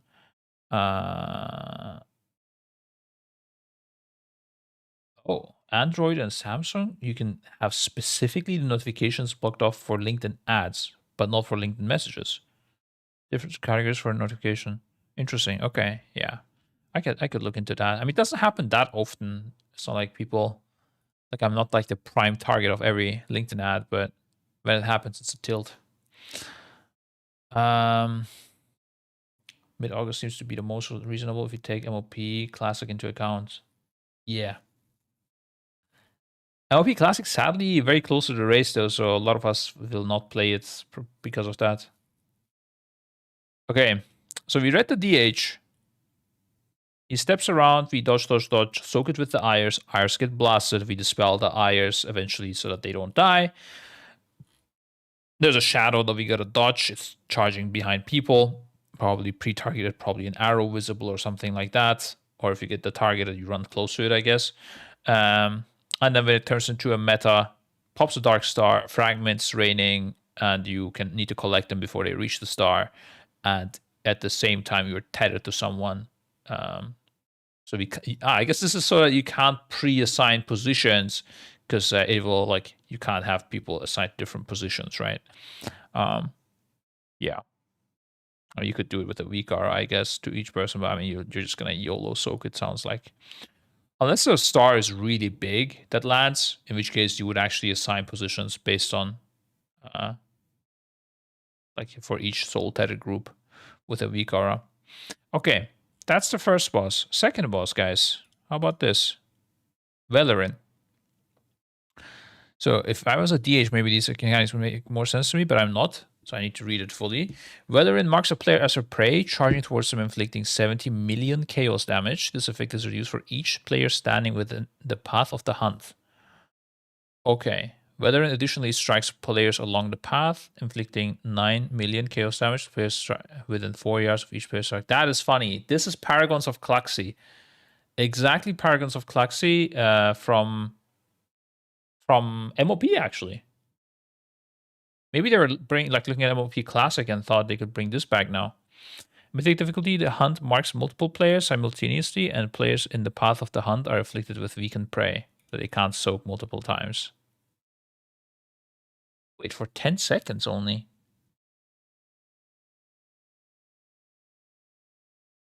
Is this guy gonna spam this shit or what? Or I guess it's gonna target multiple people. The hunt. Let's see. It must be targeting. Oh, is it? Oh, it says multiple target. Okay, yeah, that makes sense. Okay, so you want to form 3 different lines, and then it's GG's basically. Okay, makes sense. There's Paragons of Klaxi, but upgraded. Blade Dance. Rapidly slashes nearby locations, inflicting 8.4 million chaos damage to players caught in the effect. Okay, I don't know how to dodge this. That's interesting. Slashes at nearby locations. Cool. I-Beam. Channels a torrent of fell energy towards our current target for 4 seconds, inflicting chaos damage, applying fell singed within the beam, blasting them away as well. After the blast concludes, whether with fell blade towards our current target. Okay. So at the end of the cast, probably it knocks the tank and then charges through the tank. Yeah. Some cool shenanigans, I guess. I mean, I guess if the tank ideally pops something to avoid getting knocked, that would be nice. So we keep them stacked. Yeah. Then we got Fell Inferno. Healer, I don't know, but it must be just useless thing and just does room-wide damage. But let's see. Reset arena in flame, inflicting damage to all players and additional... when each pillar of the Inferno is created, this effect stacks. Wait. What Inferno? What pillar? What? Reset the area in flame, inflicting damage to all players and additional 100k every 45 seconds for 15 seconds when each player of the Inferno is created. Okay, this is not completely useless, it seems. The flame inflicts 8.4 million fire damage to everyone who step into the firestorm. Where's the pillar? What firestorm? What? Each pillar of the Inferno is created. So there's pillars spawning that have a firestorm effect around it, I'm guessing?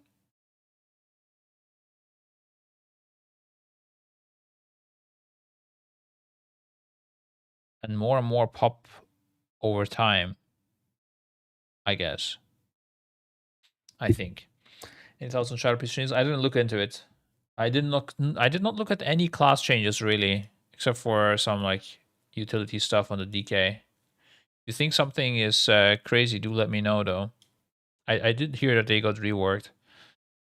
Yeah, I do need to technically look at it, but my priority is the bosses, guys. They released the PTR, and next week they told us they're gonna test 8 bosses, heroic and normal mode, where you have unlimited time in normal mode as well. It's like holy fuck. So that's my full focus. I don't care about the classes honestly right now. But a week from now or so, I will start looking, and they will probably do more changes anyway, so it's not a big deal. Guys, I really need extra coffee. What do we do? I'm gonna ask the wife, dude. Maybe it procs.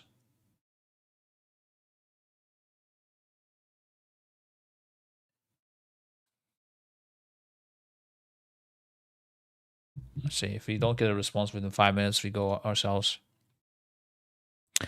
Okay, so that's the lady. Does the hunt, multiple hunts, dodge blade dances, I-Beam on the tank, who gives a fuck, charge on tank, doesn't give a fuck. Okay, doesn't matter. And stacking, room denial, and rate damage. Yeah. Yeah. Okay. And then when she goes meta, this is how it looks. Nice. Whether in Scout's area with Fell Rush. Manifest echoes of herself for 24 seconds. Rush forward, incinerating anything in their path for 9.1 million chaos damage. So maybe this is the dance phase. And again, Soul Tether. We're dancing, but with Soul Tether. That sounds fun. That sounds like 2 people will go away from a line under them, and then they will get pulled back in and pew, pew, slice through. Who gives a fuck what tanks is true, dude? I honestly, the tank mechanics, it's insane, guys. Like, I don't know what they are from the last year. Like, that's how little I care. You told me, like, what is the Muxy tank mechanic? I mean, okay, I know the pool that pops, I guess, because I need to know that for the strat. But aside from that, I don't know if there's something else. Okay, you have to soak that line, and yeah. Okay, I do I kind of know it. If it affects the rate, I know it. If it doesn't affect the rate, I don't give a shit. This does not affect the rate. Only the knock. I just know they will get knocked at some point. This whole thing. Look, I read this text. Where is it? Yeah, this whole thing. Knock here. This whole text here. It just says tank will get knocked. And boss will chase.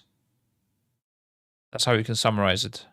Actually, maybe I should do that. Like, so that we have like a short thing for tanks and we can just get an add-on to just remove this from the journal and just says this. Actually, can you modify the text in this journal? Maybe this would be a dope idea to make our own journal, removing all the fluff and actually typing what the mechanic does.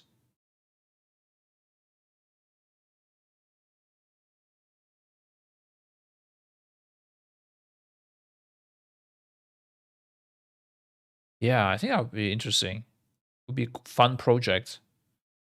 Somebody should do it. Even if it's not, even if it's not this journal, but you can like recreate this like as an add-on, right? I mean, some of the tooltips are fine. It's just others are unnecessarily long.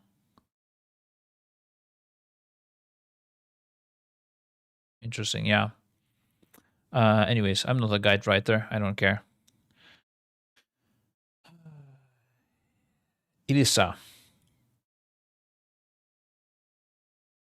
Oh, another lady. Okay. Oh, this is the tank. Rapidly slashes her current tank, inflicting physical damage and applying Shattered Soul. Increasing the damage taken from Fracture. Okay. Strike cleaves the target's soul into fragments, which each maintain frailty on the target until another player collects fragments. Which each maintain frailty. The fragment draws upon the target's soul, reducing their healing received. Players other than the target. Oh, that's pretty cool.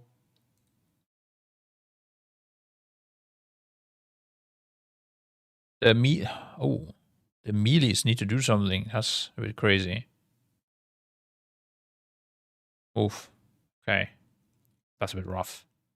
I don't know. This boss might not be worth playing, guys. This might be a bit too hard. Spirit Bomb. Elisa explodes, inflicting 1.4 million fire damage to all players, plus an additional 350k fire damage every 0.5 seconds for 8 seconds, applying Soul Crush. Elisa destroys any fragments still present from Fracture, applying Expulse Soul to all players. It kills any... Oh, that's interesting. So you have limited time to soak these. Oh, also, if you do, you get 2.1 million chaos damage every 3 seconds for 30 seconds and it stacks. So different people need to soak it as well. So much commitment just to keep the tank alive. I mean, at that point, I don't know. Is it even worth it? Interesting. Weird. Maybe the other tank should be doing this job, so it's doesn't hurt our melee DPS too much. This doesn't sound too nice. Not too deadly either, but yeah. Okay, it inflicts doing damage to all players, plus fire damage, applying Soul Crush, destroys other things, applying Expulse Soul to all players. Oh, if it destroys it, okay. So this shouldn't really ever happen. Expose any manufacturer, inflicting 700k to all players, plus additional 6 stacks. Yeah, this is like not what you want to have. Cause players absorb next 3.9 million healing. Okay. Okay. So big deal to soak these things up. This also stacks if there's multiple unsoaked. So we want a weak aura. When the tank gets hit, it shows 3 orbs. And yeah.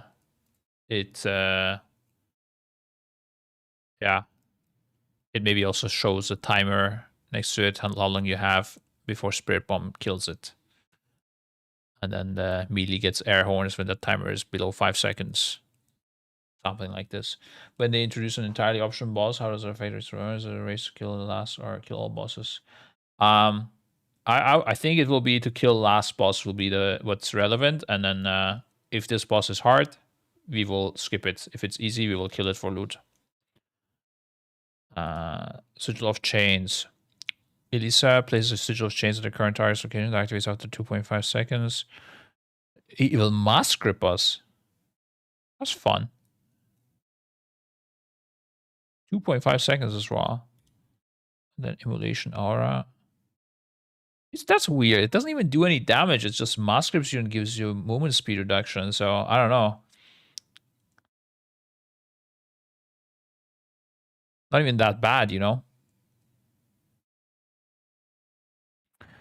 Unstable Soul. Any of the soul hunters are slain, their soul begins to pulse with power, inflicting 3.5 million cosmic or chaos damage to all players. The boss? Or what are soul hunters?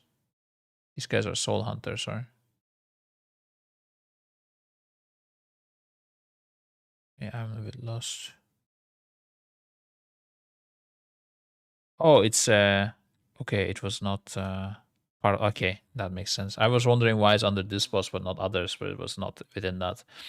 Okay, so this guy does like nothing. Literally just hits the tank. We gotta soak the 3 frailty thingies, the soul fragments. Then it will mass grip us sometimes. Surely the metaphor must be insane. Infernal Side leaps to a location, inflicting 10 million fire damage to all players within 18 yards and knocking them away. Unleashes a fell within, inflicting 2.1 million fire damage every second to all players within the effect. That's within finish. Players stuck with fell devastation. What is this? How does fell devastation look? What is the spell? Devastation. Video. DH ability.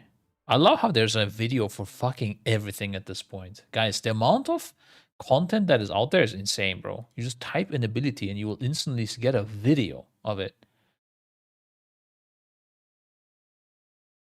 Yeah, go on, show it to me. Nice. Okay. Nice, done. This is a cone. He leaps somewhere and there's a cone attack. I guess interesting thing is like if it leaps on you and you have short time,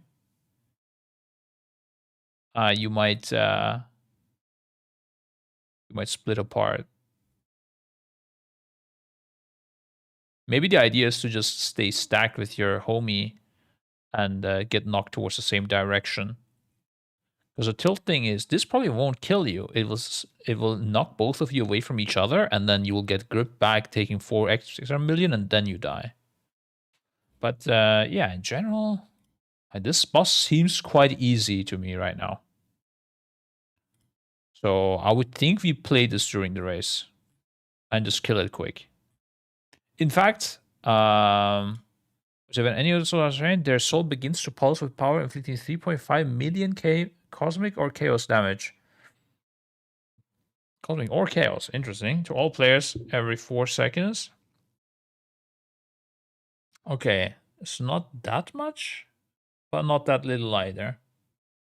So you could kill like a boss 20 seconds earlier or something to skip a mechanic.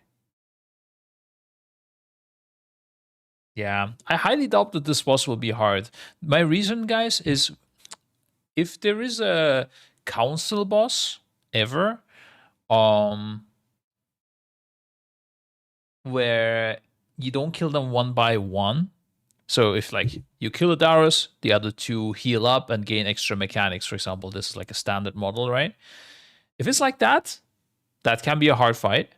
But if you can kill all 3, like they either share health or you need to kill them at the same time, it's typically never hard because they cannot balance it. Since the game is not balanced around multi-targets, some classes will be OP, and then you can stack those classes, and then the boss will be a joke. And if they make it so that it's balanced around that, normal setups can't kill it, which is why they will never do it. So, yeah. Like in Voti, yeah, exactly. Voti is the prime example for that. Yeah. I mean, you could argue like the counter example could be Pantheon from Shadowlands, but I mean, first of all, it was only 2 targets, I think, early phases. I'm not sure. Actually, on second phase is only 2 targets. The first one was 3. I mean, to be fair, this boss was also kind of easy, but I would say there was like still quite a lot of like random shit that could kill you here, just mechanics wise. Whereas this DH fight just seems a lot simpler. And in the end, yeah, I mean, some classes were OP in the last phase, and if you had them, you would skip shit faster. I think you also just weren't as good and didn't consider class stacking earlier on this. That was a thing after the tier, actually. Why didn't we bring this class or whatever we were discussing? Average transfer devastation, skill commanders. Is that 3 target is really good for them, yeah? Yeah, we'll definitely do a 3 target dummy test for this fight to see who's gonna pump them good.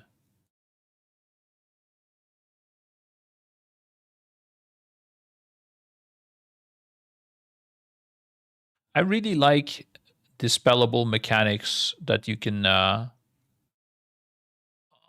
like do things with. I think this is really cool. It's the best mechanic I've seen so far.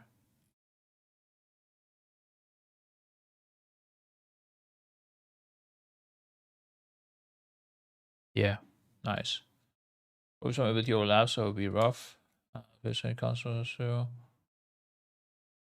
yeah, I can see some things being rough. Also, another thing they did, this happened, I don't know when exactly, but at some point, Blizzard made a change where when there's multiple bosses, they almost never cast at the same time. I don't know if you noticed that, if you ever looked into it, but I looked into it because I was always making sure that I can see both cast bars at the same time if that does happen, and I can track them good. And it was the case. This was happening in the past. And then at some point they made it so that I think with Shadowlands actually this happened. They made it so that they never cast at the same time. So there's always only one boss casting. It's weird. Maybe I don't know if they still stick to that. Let's see. I guess they didn't have multiple bosses. Okay, I'm not including like when they're fully separated. So in Cauldron of Carnage, they might be doing that. I don't care about this. I'm saying if you're fighting both of them at the same time, right? I guess there was no 2 bosses here except for Cauldron, where you're separated. Narbar Palace. Silken Cord would be a good example, and I don't think. Actually, there was times where they casted somewhat the same time. I don't know if it's the same time or it was right after each other. No, that was definitely at the same time. Yeah, yeah. This was a counterexample to that, actually. And it was also a cracked boss, so yeah, that's why, I guess. So I guess they might be doing that. Without all the massacre would be combined with some other ability like the hunt or something. That would be great. Actually, no, you can step out of it, right? Yeah, true. Yeah. What would be cool though is if that grip was a room wide. That would be sick. Like if the sigil was fucking huge. It was a tank one, right? This is at the current target's location. Oh, current target also. That's also interesting. It could be on the tank. What does the overview say? Cast consume at the player's bearing. There are fracture cleaves their target's soul into fragments which they will attempt to consume with Spirit Bomb. Adarus will avoid step to new locations, summoning images which slice open the fabric of the void with Hungering Slash and leave behind. This is 2 new locations, so maybe this is also a dance, and you're right, and he repeats this. Could also be that on Mythic he just does it more repeatedly. Adarus continues to cast, assume, fracture, voice. Okay, it's the same thing. I beam singes the current target away, it fell singed, and blasts them away. Okay.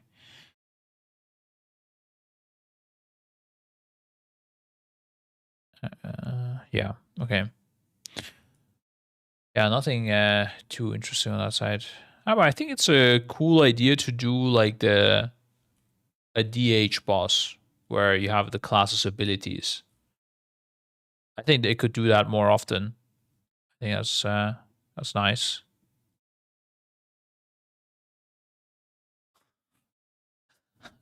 It could be an instance full with classes actually, and the end boss is just mages, dude. Holy shit, he's just impossible to kill. You just die. FF. Go next race. I guess also have the option to go back if damage check, etc. on dimensions is looking like a re-clear angle. Go kill this for extra gear. Yeah. The thing is, I doubt that 4 pieces of loot or 5 pieces of loot is gonna influence it. It would be more the case if like if we go to dimensions and something is bugged and we know there's a hotfix coming or something like that, I could see us going back.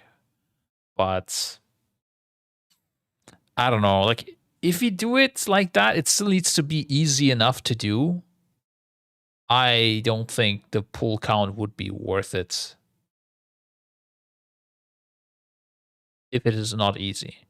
It needs to be easy for us to do it. It does look easy. So, yeah. Is that Joe, by the way, Knight? It is, right? Hello, sir.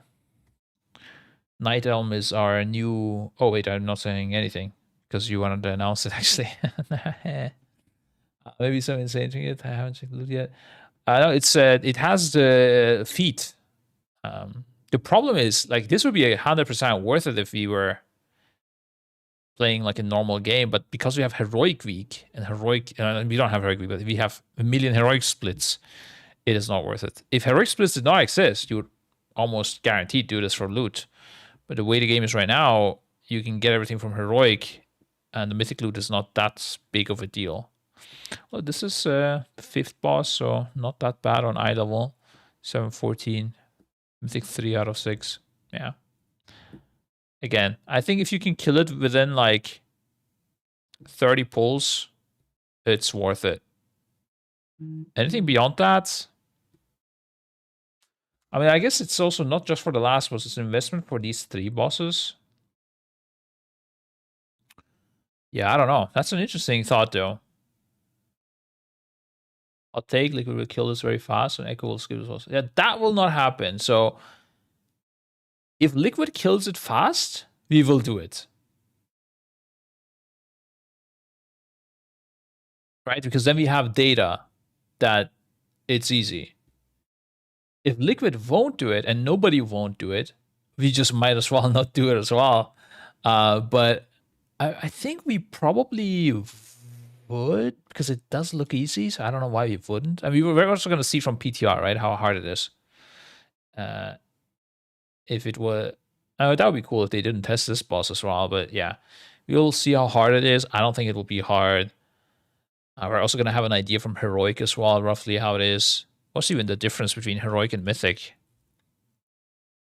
Or the Scythe wielding Shadow. The Hunt applied to multiple targets.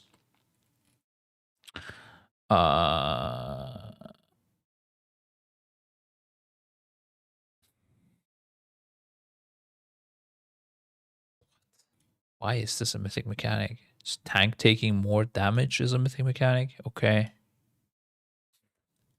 What? Wait, am I reading this right? Also increases damage taken from Foul Blade.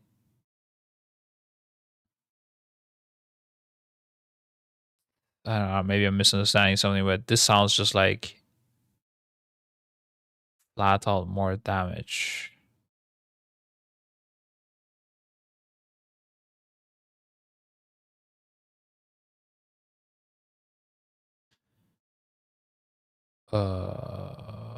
Maybe they need to like dodge the eye beam by outranging it, and this makes it like more worth or something. Otherwise, I don't get why this is a mythic mechanic. It's just more damage. But aside from this, Sigil of Chains, so the Mask Grip is mythic as well. Doesn't exist actually on the heroic. Yeah, maybe the Mask Grip does make something really hard. That'd be nice. Surfers apply doctors do. Nah, this doesn't matter really. And supplies for the influence strike with. This also doesn't matter. Yeah. So the only thing that's mythic and hard is the hunt and maybe something with the musk grip. And even the hunt is not really that hard. Oh, it doesn't say how long you have time, I guess. If you have very little time, then it might be hard. Oh, wrong page. The hunt. Oh, I need to check added and patch. Holy moly. A lot of abilities got added that include the hunt for some reason.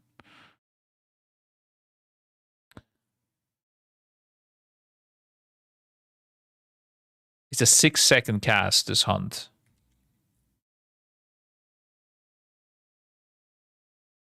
On A difficulty, at least.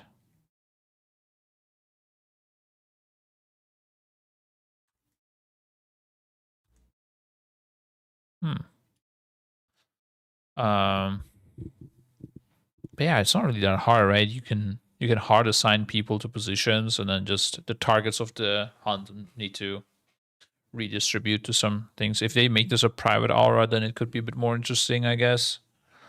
So you have less time.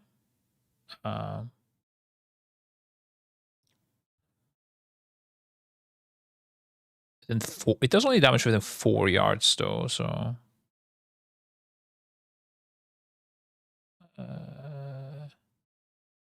one old trick in the book as well for that is, so the idea is to make 3 lines, right? Let me. Oh. The idea is to do 3 lines like this, and then you have like the targets here, 1, 2, 3, and you have people soaking here, and they splash 4 yards around themselves, so you can't stack up the lines, otherwise they splash each other, or they take multiple lines, which also kills them. And you can't put these too close to each other either, because then the splash will splash each other, kind of. But what you can do is actually go as close as possible, and then you send, instead of having, let's say 3 people in each, 9 people, and also spreading perfectly and whatever, you just send 3 people into this and immuning, and then you soak all 3 lines, so you basically like stand right in front of the boss, so you take all 3 lines. That's a strat we might do as well. It's quite the standard with these kind of mechanics, and it makes it very, very easy, actually. In fact, then you also would probably give like a power barrier or something, or AMZ for these guys that are getting hit to the targets, and then it's even easier. 70 million, so if you reduce that to like 15, how many people do you need? Like 5, 6? 5 would be 65 million. Yeah, 15 million. Yeah, 50 million should be easy. I think you could even do with 3 or 4 people helping you. Oh, it also includes yourself. So I think you could do 3 people immuning, and this should be fine. Those people pop something, get some externals perhaps. That's easy peasy. There we go. Mythic mechanic solved. Yeah, we're killing this boss, guys. Easy. Liquid will skip this boss. We go kill it, and then they go back and kill it as well. Easy clap. Musgrip hunt overlap sounds very deadly. Yeah, I mean, you can always do shit, but they don't really do like those crazy overlaps. They had the opportunity to do that with Sprocketmonger, and they just didn't. They made it simpler instead, even. I guess they did it on. Oh no, they didn't even do it there. We thought they're gonna do it on. I need the coffee, boys. Nerebar Palace on the second to last boss with the spider grip. But then they grouped each color one by one. We thought they're gonna grip everyone together, and if you don't do something, everyone just explodes. Right on this bad boy here. with the web vortex because people have different colors. And we were ready to have a gateway for one group that as soon as the grip goes through, one group gets gateway, and then on the second set, the other group gets gateway. And this way we could have played it. I think that would be fun, but also it would be harder. And Blizzard is... I'm pretty sure they saw this opportunity. I mean, they like, this is how it works in Heroic, right? Everyone gets gripped. So they must have seen this and determined that it's just too hard. Which also tells me, in general, like looking at a lot of these bosses, especially like last race, we went quite hard with the prep, and I looked at the bosses quite a bit, and they have very easy ways to make bosses harder if they wanted to, and they're intentionally like keeping it, like they could make bosses harder without it being like a forced thing, like Armageddon on Kill Jaden, you know, like, oh, you didn't soak, everything blows up type of thing, like a tilt way to make it harder. They could do that without tilting us if they wanted to. They're intentionally keeping things easy, which is a bit scary. Not gonna lie. But yeah, they definitely could. So web vortex gripping everyone would be the perfect example of that. Or if you're going to last time, I mean, with sticks, right? Like the Scrap Masters, I think that was even a tilt way actually. No, I don't want to give this an example. Sprocketmonger having less time to blow up the mines. They could have definitely done that. It was less time on PTR. It was just the last one before the intermission. And I think it was completely fine. And it would be harder, and they could have done it, and they just didn't. They made it easier. Same with the one-armed bandit. This guy could have been much harder as well. They didn't do it. I'm experiencing the thrills of polarized Sprocketmonger mines. Nice. Yeah, I'm glad you're having fun. A lot of people actually like Sprocketmonger. I think this fight is like visually nice and like flow-wise nice. I don't think actually the mechanics are so nice. I don't like the mine thing too much. But the flow of the fight feels good.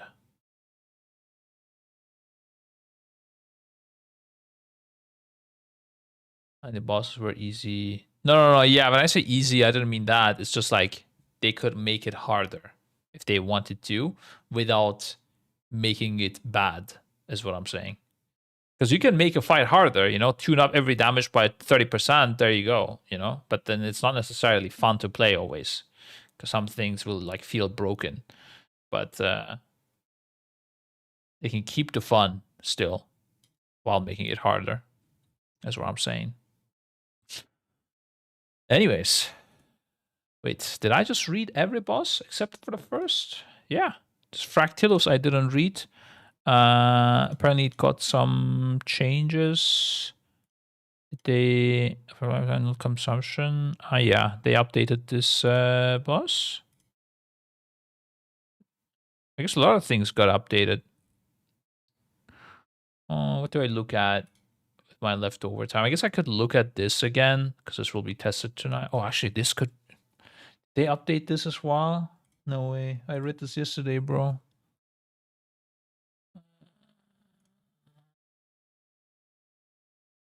Wait, this is very easy to see. No, it's still double intermission. Okay.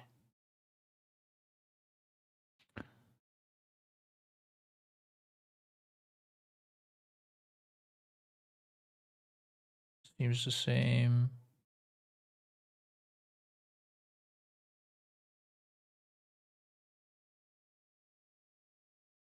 Yeah. Looks good. If you subscribe, I love watching you and watch the progress. If it's okay for me to ask, I am a new WoW player and want to progress and do high and plus keys in next season. I'm playing mage. Which spec should I focus on since you are a raid leader? Bro. Wait, for raiding or for M plus? Your first half of the question makes me think you want to go M plus, but then you're asking me because I'm a raid leader? I don't do M plus. I don't know, bro. I mean, fire is always good to start with, but I don't know. I think arcane for both. Well, if you're new to WoW, I would recommend fire. I think. But maybe not actually. Oh, I'm glad I'm not new to WoW though. It's kind of crazy to be new to WoW. I would say fire, yeah. I think fire is fun and it's simple. Frost? I don't know, is frost good? That's the thing, I don't know. Last time I checked, it was just fire and an arcane being played. Also, frost. Yeah, I don't know. I actually don't know how to play frost right now. But I did not enjoy frost since it got so complex. Old frost was nice when it was simple, but after Shadowlands, I just did not enjoy frost that much. I liked Legion Frost, dude. That was fun. You just fish for procs. BFA Frost. How was that? I don't remember. When you say BFA, I'm just thinking fire all day. All the classes in Legion were so good. That's actually true. Actually, Legion Classic would be something that would be fun playing, I think. Frost is easier than Arc Fire. Good for beginners.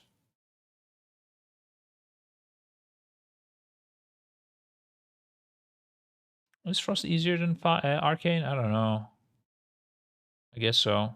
Especially in M+. Yeah. But I would say Fire. Go Fire, dude. Fire's the play. I play Fire. It's fun as well, and you don't have many spells. You need to react to procs a lot and stuff, but that's fine. You can do that. Fire Season 4 with Corruption. Yeah, dude. Legion Fire. Sorry, yeah, not Legion. BFA Fire was so good. BFA Fire was amazing. Big love from Turkey. Yeah. Oh, let's go, dude. Thank you, Don. Hit the light up buttons. I think we need to make like a meet and greet in Turkey with everyone. Most people are in Istanbul anyway, so play WoW. Gather up, you know. Talk about WoW. Enjoy life. What differences are with Fire, Legion, BFA? I only play Legion. Legion, I did not play Fire, so I don't know actually. But the cool thing in BFA was Lucid Dreams, where you could pop and it would give you Inferno Blast charges. And it just felt really good. And then you had the Hyper Threat Wraps as well. Like that's when this thing spawned, right? In BFA. Those two things was really fun.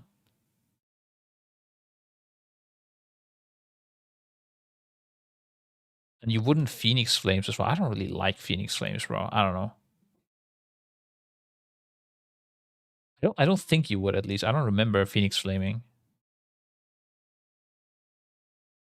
It was just blast with fire blast nonstop. Tack, tack, tack, tack, tack. And the cool thing, and I wish they brought this back, was that you wouldn't be doing damage all the time.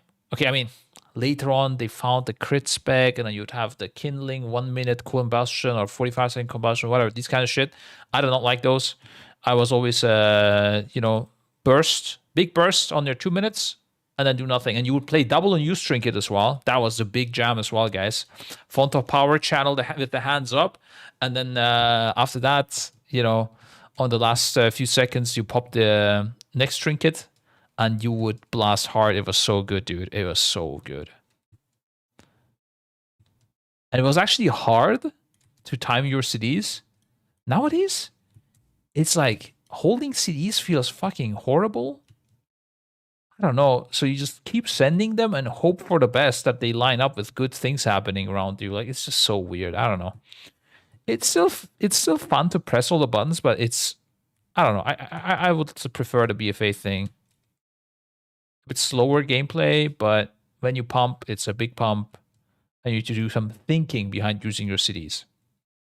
I prefer that over like every time there's a spec where you like keep sending CDs, and I think recently it's been always like this. It's very punishing to hold your CDs recently. With I don't know, with other classes I've seen and I've seen played as well. I don't like it. Great PTRs today. Yeah, it's today. Okay, should I look at another boss, guys? Maybe the last one. But Fan or Fractillus or Soulbinder. Now let's look at yeah. I'm gonna see if there's any changes. I don't think there is. Let me look at Fractillus. It's also a simple boss. Yeah.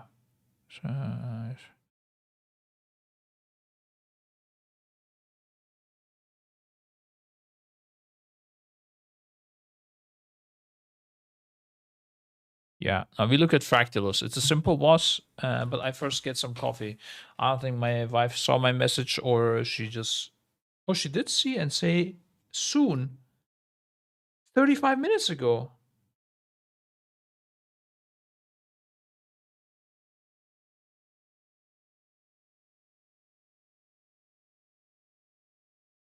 Okay, we got outplayed. That is soon. Soon TM. Yeah, she did the blizzard on me, dude. What is this? Okay, she said, okay, she's bringing it now. PogChamp. Whenever I do flood as pumpkin, got CDs first. Okay, we can look at Fractillus then. Mainly, I need like a drink as well, because I'm speaking so much that my throat hurts. No tea today. Yeah, today we went with coffee. Oh, actually, I have this thing right behind me. Look, this is what we bought with my wife. It's a teapot, dude. And it's like heavy. And we're making tea in the evening when the kids go to bed. I mean, then we drink tea. That's like our highlight of the day. That's when you grow older, guys. Dude, I speak like a fucking ancient person right now. Like you appreciate like this, quiet time in the evening. You drink tea with your wife. This is life, dude. Based on loot, most people would rush 3 mythic bosses for caster bis weapon. What? I don't get it.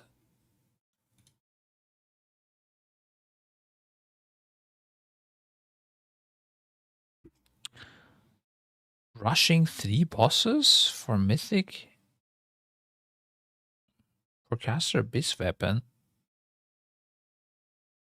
Oh, this one? Special chance to conjure weight class sharing, slicing enemies or orbiting allies to absorb. Bro, I don't even know what the fuck this is. There's a 4 set. While down workers amber, your weight class shards are 200% more effective. Wait, how does this work? Get this, and then other void glass stuff. Where is this even dropping? Yeah, I don't know what this. I did not look at loot, honestly. I did not look at the loot or classes, guys. I don't know what this is. This weapon just looks sick. I know that. Trying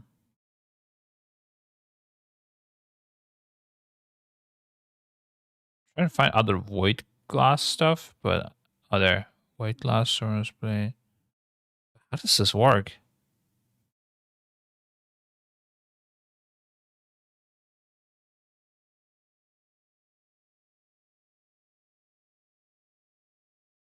Shards of the Void, 0 out of 4. I mean, you can't wear multiple weapons.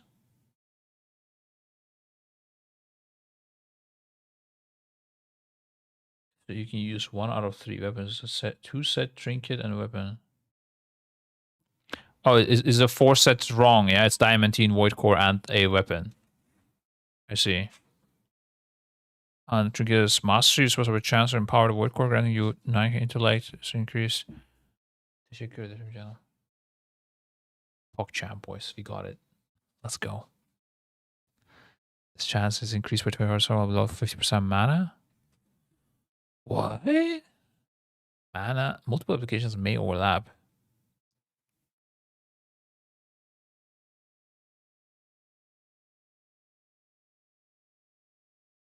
What the fuck? Multiple applications of the string may overlap. Holy shit. That sounds OP. Fractillus is dropping it. That's the next boss we're going to look at. So, damn, this is the first time I can see people actually playing around a trinket prog. Wait, I mean, again, it's quite bad to hold CDs, but I don't know. Double 9k intellect proc would be kind of nice. Like on your on burst on the on the start with bloodlust or something, it might actually be worth like delaying it a little bit here and there, depending on your class, to get use of this trinket fully. This is I'm gonna guess it works with, like, if you're a warrior, it will. Oh, wait, it's only an intellect trinket. How does this work? Oh, is a void glass Chris and Sovereign's Blade also intellect? I guess so. Yeah, I don't know. So it's a staff which stops early and trinket to buff it.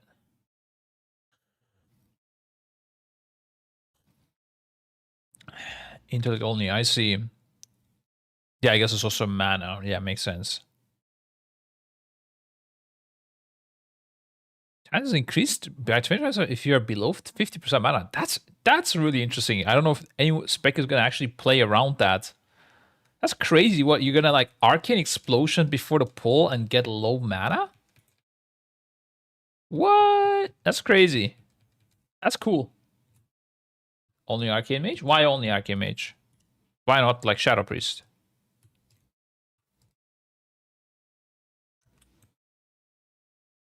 Or Boomkin, I don't know. Shadows wearing Flash Shield on Pull Timer. Yeah, exactly. Or I don't know, throwing a Master Spell here and there. Like, I'm thinking even like if anyone's gonna do it mid-pull, that would be interesting. I mean, you will if there's downtime, right? If the boss goes immune for a sec, you'll just spam Arcane Explosion, get your mana low. Crazy. That's actually so good. I like shit like this, yeah. Sad part of loot is that on any melee class you get no sets like this. Why? Don't know, but it's caster's go-to thingy. That's not true. There was melee sets like this as well. I mean, I don't know when you say like this what you're referring to, but we had the Nexus Princess. I mean, you must be like a warrior or something, I guess. But then again, you got a legendary weapon if that's the case. Wait, I'm guessing you are not a DK. You would be Mather, not a paladin. Paladins are happy. Must be warrior or DH. No, you still had a set. Feral Druid. You could be Feral Druid. Marvin, warrior or Feral Druid is my guess. What are you? Say it. Oh, no, enhanced had sets though. Like they had this thingy. Oh wait. Oh no, wait. Did they not? Oh, they had this. Yeah, fist weapon set. There you go. Contract and fist weapon. What class do you play, Marvin? We're doing a guessing game, dude. Must be warrior. Warlock Feral. I did say warrior or Feral. Got him, boys. Forgetting survival. Listen, it's not just me forgetting survival. Survival is forgotten by many people, including Blizzard. Okay, so that's why I'm not considering. Wrong chatter? Oh wait. Still, I guessed it. I guess. Wait, what did you say? Oh, Iden Pride. Oh, okay. Wait, it's a different name. Iden Pride might be a paladin actually. I play like 8 classes and I do have casters, but it's none of your guesses. Lol. Okay. Yeah, it must be a paladin main. The way he speaks. Anyways, yeah, Melis did have a weapon set, so this is not true what you said. And you got a legendary weapon, so shut the fuck up, Melis, okay? Make boomies great again. That is a thought I can get behind though. I think boomies are like a really fun class, and I think they should be treated in a better way. I like boomies. And not just this like sticks bullshit where you stack them and then you throw them in the bin again. Yeah, Solar Beam can fuck off, that's true. But I want to have like some star search spam type of shit, some multi-dotting with Moonfire and shit that actually gives you like good value as well. I don't know, the first 3 Moonfires that you place gives you like extra power. I don't like the going back and forth as well with the solar and moon phases. Dude, MOP Druid was something I really liked to watch and play as well. That was fun. I don't know what the difference was exactly, but it felt so good. With the Lei Shen trinket as well. I remember there was a Moonkin video I was watching. It could have been Lorgok even, actually, back then. I don't know who it was. From the council fight in the Lei Shen tier. It was just felt so cool to watch. Subscribe for present, Giga Chat takes.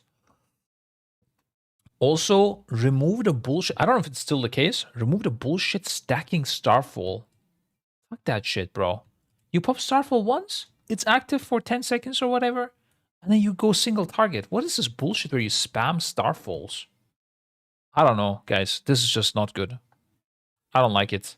I don't care if it's like, I don't know, more damage or whatever. It's just, it doesn't feel good. Starfall is active.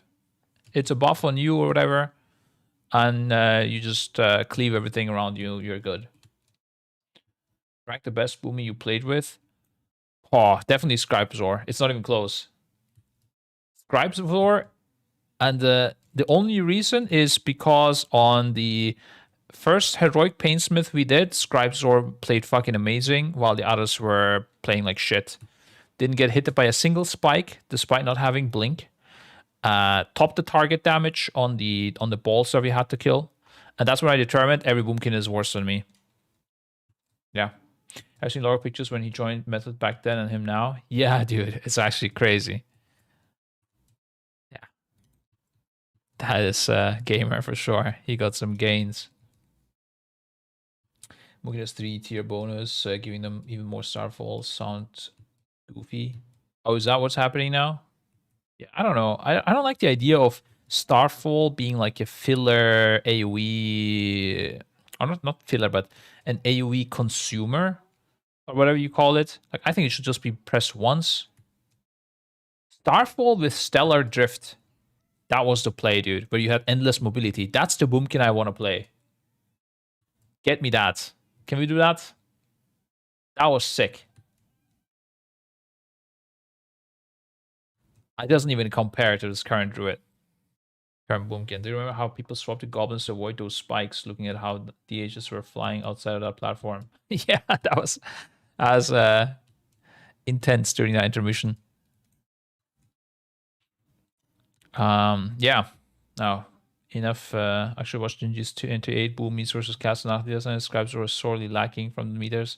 Okay, that's when Scribe had already quit playing the game, and we had no gear. It's fine, bro. Don't bring me back to those dates. People were playing Winthier for maximum damage. Never actually played Winthier, Druid. Okay, we look at Fractillus, guys, alright? So this is a very simple boss, so we can probably finish it in one go. It's like I think it's also a full single target boss. At least the first time I read it, it was. Okay, Fractillus calls forth an elemental born of the cracks and dunes surrounding the Metaforge. Fractillus guards his domain by harnessing the power of the binding sands and hardened glass of the inhospitable ways. Okay. Fractillus calls forth an entropic conjunction, causing crystal nexuses erupts from the ground, and extending refracted entropy closer. Interesting. Okay, there's definitely some new stuff. If 6 crystal nexuses are able to extend refracted entropy to Fractillus, he will be empowered with crystalline overcharge and start an enraged tantrum. Upon reaching 100 energy, Fractillus will use crystalline backhand to knock away crystallized enemies. Crystallized slam into the crystalline breakdown. Okay, definitely they changed a lot of things, but like out of explanations. So the way this fight works is the boss spawns walls. Think of Echo of Neltharion, and we gotta break those walls, or at least I think that we gotta break. We can break those walls. That's all I know. And there's different kinds of walls: crystal, brittle, and void infused. Crystal, just you get stuff on the ground to dodge. This is the default wall. this has a bursting effect for each wall you break, like on Echo of Neltharion again. And this has this null consumption effect where the people will get a thing that explodes after some time, after 6 seconds. Okay, that's the main idea. So let me read this now. This entropic conjunction, this spawns walls. Yeah, that was the case before as well. And then extending refracted entropy. So, crystal nexus effects. Where is that?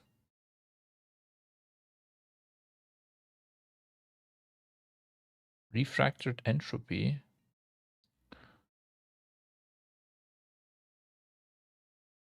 The tooltip doesn't seem complete still.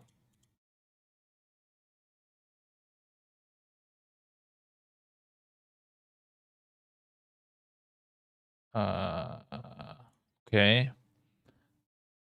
This is inflicting 18 million shadows to all players every 0.6 seconds. So this is not good. Crystalline overcharge. This becomes empowered with refracted entropy. Increasing damage it does by 200% and triggers enraged random. Okay. Extending refracted entropy closer. If 6 crystallines are able to extend to Fractillus, you will empower. I swear this was like written in some other language and then it got translated to English using like a Fiverr person or something. What's going on here? Is anyone understanding this? Mushi VG subscribed. Dude, Mushi is not the word you want to call yourself. Unless that's intentional. I would rethink. I would Google your name and rethink if that's not intentional. Do you remember how people sorted goblins? Oh yeah, never mind. Which was tested? I think the first 3, right? Which also one. Yeah, it's these first 3. The first boss I'm intentionally not reading, guys.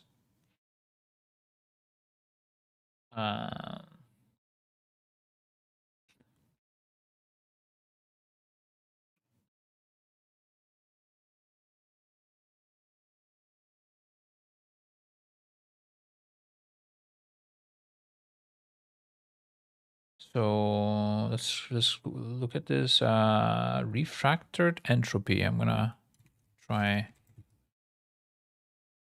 wow heading this ability. Wait, when is my meeting? In 40 minutes, okay. Fractillus becomes empowered by refracted entropy. Next emits amplified energy.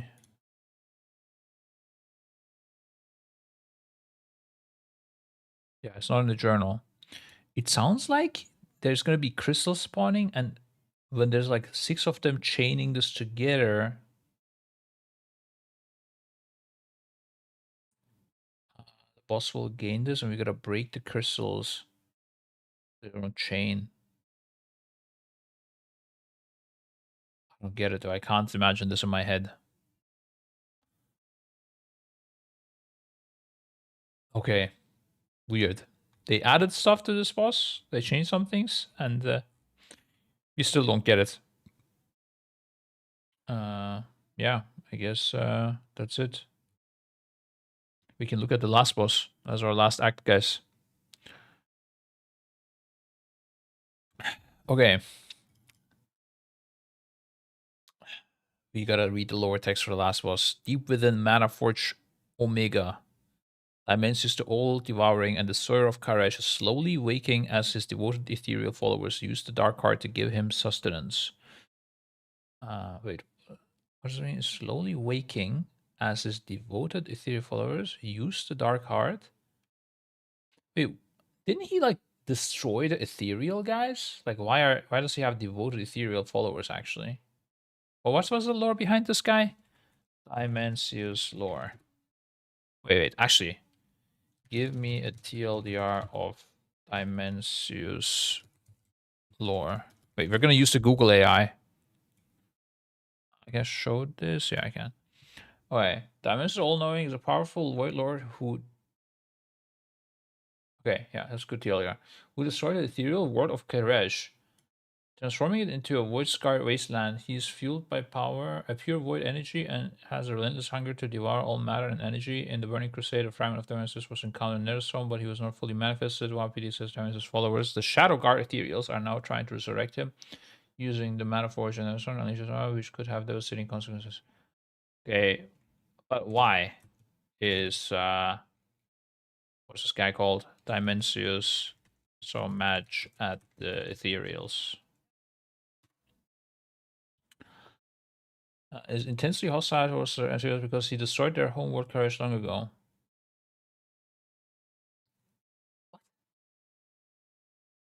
He's mad at them because he was mad at them in the past. This act of aggression led to Ethereals' exile into the Nether. A significant portion of them harbor a deep-seated hatred for Dimensius and avoid the general. The void of force of shadow energy is the source. Maybe we should watch like a video on this or something.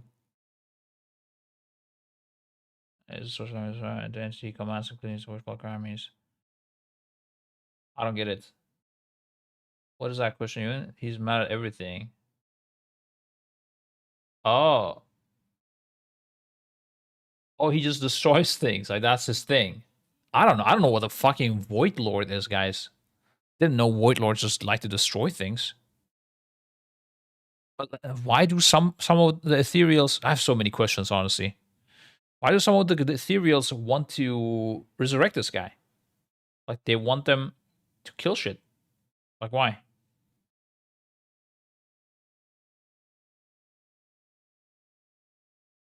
All gods are basically fragments of Void Lord's power.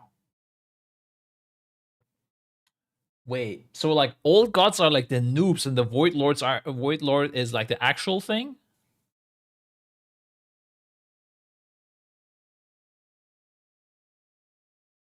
So this guy's stronger than an old god. That's crazy. Holy! Now we're gaming, boys. Never even heard of a Void Lord before. Okay. All right, we read this. Maybe we watch a lore video at some point about it. Probably not enough time today, but it's okay. Okay. If they succeed, they will unleash a being of unlimited power that could destroy the very fabric of reality. Yeah, sure thing. Dimensions attempts to devour players almost immediately and gain every time he reaches on energy. And again, every time he reaches energy. His growing hunger increases with each cast, pushing the player's collective gravity use limits.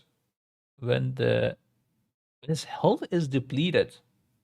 Oh, I don't know. I don't think I read this before. He collapses into the dark heart and pulls players in with him, where they must quickly fly with Salatat to safety. He releases his conquered rivals to hold players, advance, and attempt to obliterate them with extinction and gamma burst. Okay. After a devastating counterattack from the players and Salatat, Nemesis begins to extinguish the stars. Upon reaching under energy, he again attempts to devour everything around him, pulling his aggression disk ever closer while supernova fills what space remains with deadly black holes. Okay. Alright, so if you touch him, you die. Simple stuff. He's a Void Lord, guys. Yeah. Everyone knows Void Lords, when you touch them, you die. You know, this is known lore. Everyone did their homework. Yeah, tank hit. Damage within 20 yards as well. Interesting. The force of the attack ripples outwards through space, knocking them away. So everyone gets hit by a knock as well. And scattering living mass as well, where you put this. So you want to put this on like a wall or something. I think the platform is a flying platform. So you put it on the edge of the platform so you get like a half circle of ads. Probably. Then when you kill these guys, they become pools that get rest back up if you don't kill everything within 4 seconds. So if there's many of them, it's actually quite tough to kill them at the same time. It's a short cast. But probably they have like low HP, maybe. But yeah, good. Like a Boomkin Starfall is nice here. If there's many of them. So you kill everything. You might even assign like zones to people to DPS so they die at the same time.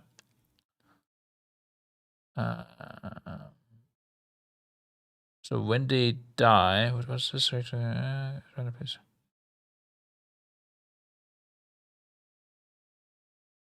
That's a lot of damage as well. Maybe there's only like 3 of them. I don't know. But when they die, they turn to excess mass that people can pick up. While these 2 players are within 3 hours, when the people pick this up and gather next to each other, they spawn a zone that you can stand in. And this will reduce your movement speed, but also let you not get sucked in.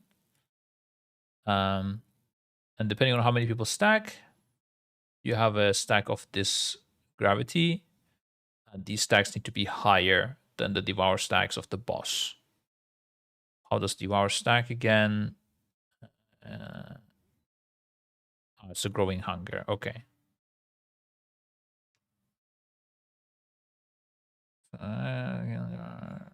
Okay.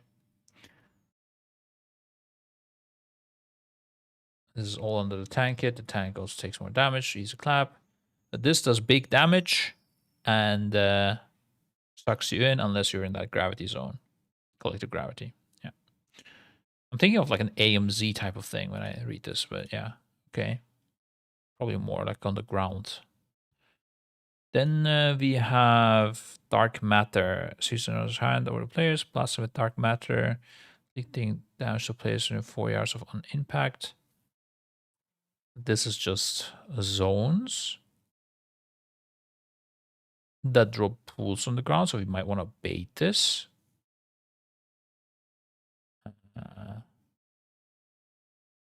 Oh.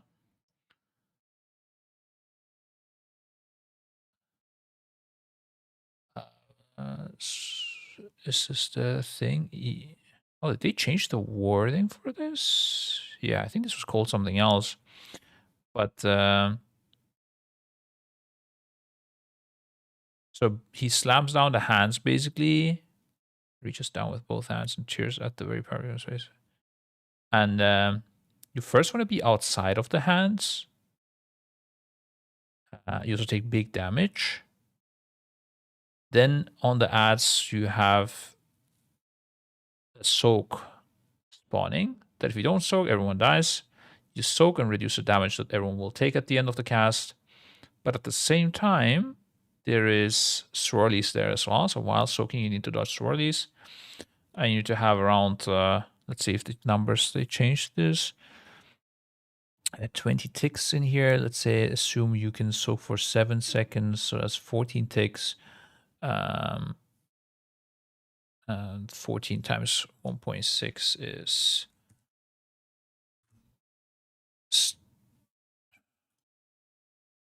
Wait, am I calculating this right? Yeah.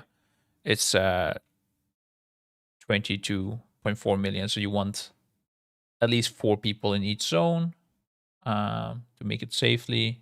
Probably 5 even to make it easier. Fragments of yeah, this is the stuff to dodge. You can get stunned getting this, so okay, shake. This is also cosmic damage. I think cosmic damage you can bob always as well. Okay, that's antimatter and shadow space, and we have reverse gravity. So these people, let's see if it says how many people as well. Reverse gravity, I guess would be like 5 people or something get targeted by this. And Wowhead says, doesn't say how many people. Okay. But you get a pre-debuff that tells you that you're gonna get, yeah, after 5 seconds. Okay, it says here as well. You do damage within 6 yards and you go airborne, where they float helplessly toward Dimensius. And with the excess mass you collect from the ads, you can group these people back down. So this is the part where I have no idea how this will feel. It feels like it's gonna be very annoying when you get shot up, but maybe you can still cast while upstairs and you can just not move. That could be a thing. Suran, yo, what's up, dude? Wait, Method spying on us. Are you in Method, Suran? Suran remembers always doing some spy action, dude. I remember that. Territory player source again is the lead. Honestly, not really. Because it's just too much effort to play a WoW, dude. I don't mind not playing too much anymore. And when I play, I do enjoy it. I think I would play good, but yeah, it's just too much effort. Let's say like this: if I wasn't doing all of this work and I instead just played, I could do it. But preparing for the race, like raid leading and playing type of shit, that's crazy, bro. That's wild. I have no idea. In the past, we were doing some crazy shit to do that. I mean, in the end, we were just not as good, basically. You're casual again? Okay, then you're allowed. I was about to block you. Just kidding, dude. How are you doing, man? Hopefully it's not a CC effect, just a death timer. Yeah, I think that would be feeling a lot better, and I hope that as well. Surely, I mean, it's the end boss. Surely they don't make it just that you're fully stunned. Let's hit by a already airborne, immediately launch into Dimensius. Yeah, also, if you can do stuff, I don't know how things like alter time or blink would work. You know, those things would put you back on the ground usually. They might make it like a moving route would need to be happening. But even then, alter time, actually, route, blink also works. Yeah, they would. I don't know how they're gonna do that. They might need to cancel things like this. They did something like that in the past, right? With Sire Denathrius, I think your alter time canceled. Something like that existed. Pretty sure alter time canceled when Sire Denathrius put you away. Rebuffs still probably apply. You will go towards it. Yeah, maybe that could also be a thing. Yeah, this is, I would say, like a very unique ability. But yeah, the players with excess mass can stand under them to pull them back down. I want to try a lot of things with this, honestly. Like gatewaying as this debuff ends, for example. Does that stack everyone up and then you fly up, become airborne? What happens, you know? So obviously, if you can stack them up, it will make things easier. And in fact, this is 2.8 million within 6 yards. Maybe it's a lot more people getting this as well, like 10 people, especially if we can cast. I don't know. A lot of things possible with this. Definitely gotta see. Also, like, what would be really cool is if you could just grip the person down as well, right? Priest could be really OP suddenly. And you just don't deal with this mechanic. Just grip them down, assign a priest to each airborne person. Or like rescue them down. Does that work? I don't know. Crazy stuff. Anyways, people get it. People with excess mass can stand under them to pull them back down, canceling this effect when they reach solid ground. That's another thing. It will take some time to pull them back down. You don't just simply go there and they are freed. You'll slowly pull them down, and then when you go away again, that progress might reset and the other person flies back up, or it might remain like in the middle and somebody needs to continue that. Either way, really weird mechanic. And the interesting thing is the excess mass is on people that you pick. And currently there's no mechanic to have different people play excess mass, so you could play it on the same people. I guess more and more people will have excess mass because you will need that as well for a bigger collective gravity to avoid the devour with hunger stacks. What was the thing called? Growing hunger, yeah. Oh, another small detail. When he devours, he also kills, or he absorbs all excess mass and living mass. But I don't know if he absorbs excess mass from players or the ones on the ground. I would think it's the ones on the ground, but I'm not sure. Although the excess mass has no negative effects aside from it spawning the zone. Because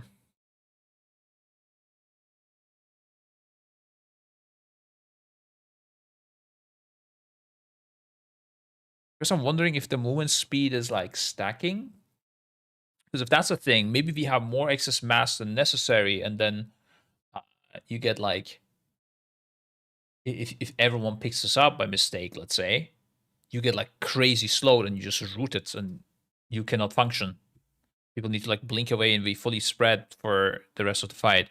Maybe there is more excess mass than needed, and it's just chaos a bit, and you don't want to pick it up. That could be a thing as well. Don't want to pick up more than you need. I don't know. Yeah. Okay. Dark Matter Dimension Sweeps. Wait, we read this. Shadow Space, we read. Let's cancel this again. Tech. Reverse Gravity, we did. Fists of the Void Lord. Media attacks disruptive any fabric of space, forcing his target into melee range. Oh, yes, easy. Boss pulls you if you're outside. Radiant intense energy. This is just damage. Okay, intermission.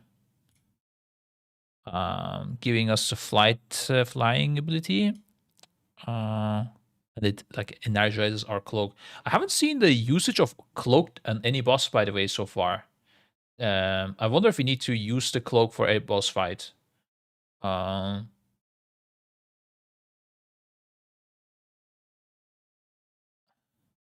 thought maybe on this boss recently, we need to go into the other realm to see them, because they have this like, this is how it looked like. I don't know how. I mean, people who played the PTR patch maybe can have some ideas. I haven't played it, but this looks like it's like an energy mode thing.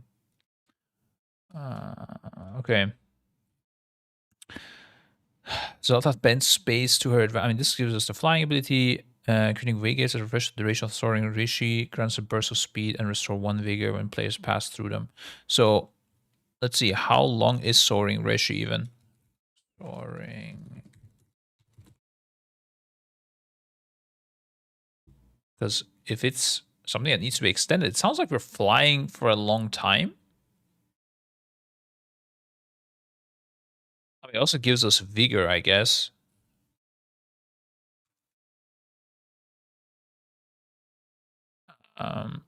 So this reduces our damage taken by 90%, this soaring Reishi buff. Aside from giving us the ability to fly mount. So I guess there will be damage taking on us. And if you don't have 90% damage reduction, we die, I guess. That's just code size, place of living from any distance, general protection. That's endless darkness, okay. There's no duration on soaring Reishi though, so I'm surprised that it extends to refresh this to duration. Okay. Doesn't say 1 vigor. Enters his body for any reason, killing them horribly. That's another thing as well. How do we enter his body? Like, aren't we like chasing him? I guess, what is the lore here? So he collapses into our pulls place with him, where he must quickly fly with his Zalatat to safety. Oh, maybe he's like chasing us? Oh, I was having a Tindrol in my brain, but that's actually not true. This is not Tindrol.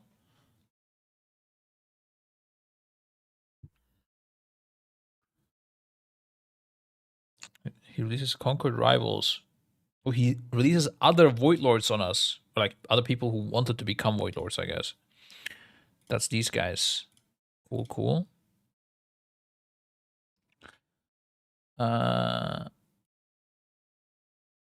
Okay. Broken world. Fragments of world shattered by dimensions hurtled through space.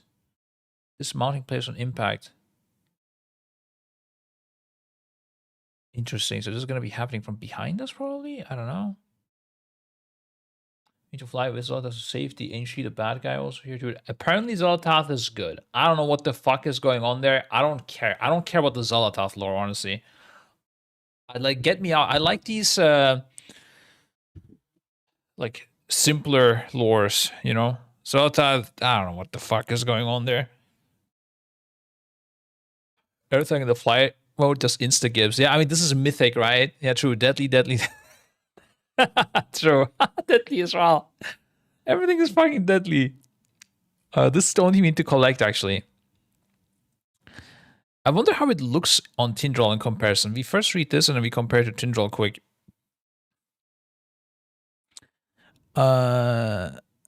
So, fragments of worlds shattered by him. He hurtles at us. The spawning players on impact. Astrophysical jet tears through space with an immense stream of radiation and inflicts 14 million damage every second. Who stray too close? But interesting. Okay, wait a sec, guys. Listen, it's all deadly, but we have a 90% damage reduction. Aha. That's the tricky bit. Ding dang dong. Suddenly nothing is deadly. Maybe we gotta get hit by some of this stuff. Or maybe it's just like, you know, the boss is doing shit and it looks fucking dangerous and we're just running away. And you gotta dodge as much as you can. But you don't dodge all of them. I don't know. I'm gonna walk into cooking stream. Why cooking stream? Oh, I see. Yeah. Oh damn, dude, it took me some time. I'm too deep in the cook. I need to be a jolly dodger for this. I hope the boss is not shit. Blizzard has not the best track record with giant bosses. Really, what other boss was like really big and bad? I don't know any. Can't think of any big bosses actually, for whatever reason. Deathwing and N'Zoth. Oh, I don't know Deathwing. I didn't play it. N'Zoth indeed was not good. Yeah, that's true. With your damage reduction, you're gonna die.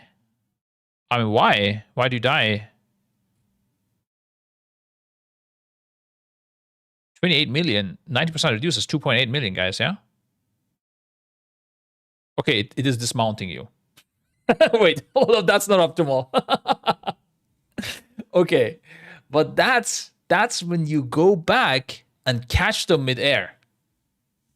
If someone gets it. Okay, yeah, true. You can't get hit by this. You shouldn't get hit by this. That's not a good thing to do.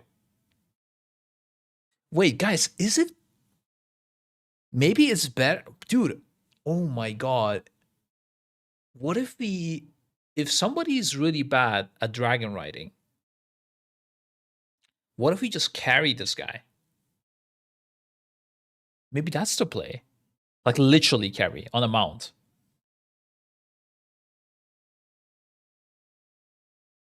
I don't consider that this will actually happen on Mythic. I was thinking maybe on normal mode you survive this hit, but with a 90% damage reduction, you actually...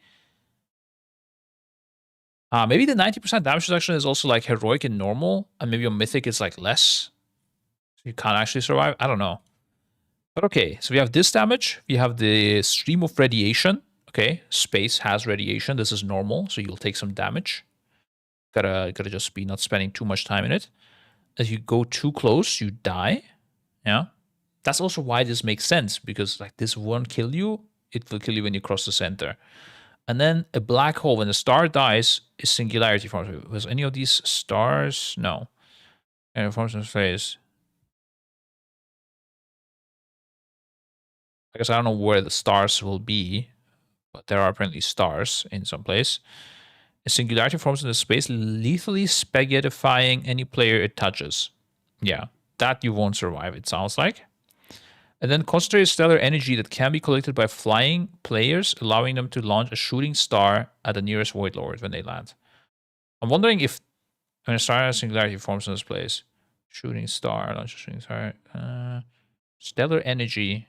I wonder if these like two are connected, maybe somehow. Like the energy will be near a star, and then it will have like, I don't know. Once you collect the first core next to the star, it like starts casting, and then you go out or something like that. I don't know. Just making shit up. Actual black hole mechanics. Yeah, the whole RP sounds very interesting because like if you're into space, you should enjoy this boss. Honestly, bro, is there anyone who like doesn't enjoy like I don't know, like space. Like you think like, space, whatever, doesn't care. I don't care. I like to grow flowers instead. I don't know, like, is there anyone like that doesn't care about space? I don't know. It's gonna be crazy. I don't like space themes. No, like not talking about space themes in games. I'm talking about like space IRL. Like, do you actually like to think about space, or do you think like it's whatever, lol, who cares? You know, I like photography or something. Not that flowers or photography are boring topics to me, but they might be. Okay, maybe I might be giving away some thoughts here, but yeah, it is scary. But I don't think anyone thinks like this is boring, right? Like space. Like, I don't think there's many things in life where people would think, like, where nobody thinks that it is boring. I don't know. It's like one of the few things that everybody should be enjoying thinking about, or should think it's interesting.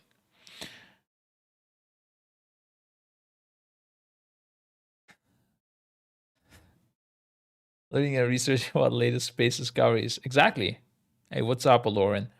There are people that think everything is boring, but we can ignore those. Yeah, okay. I don't know. That's like not normal people, let's say. Okay. Anyways, concentrated solar energy that can be collected by flame play. So this is like Tindral. There will be things to collect. That's gonna be interesting. Probably like assign players to go and soak them, and then we will shoot it into the nearest Void Lord. So I guess these guys are also Void Lords. Yeah. Inflicting cosmic damage equal to 7% of the Void Lord's maximum health. Okay. Pretty sure this was 5% before. So that's interesting. 7% just done by this. It sounds like you gotta collect all of them. It sounds like too big to not have them. I guess it will be like, oh, that's also interesting. To the nearest Void Lord when they land. So you could send all of them in one play to the one Void Lord and go to the other one with the rest. That's interesting. Interesting stuff. Or maybe you gotta kill both of them, but I don't know. Maybe these are the Devour Lords.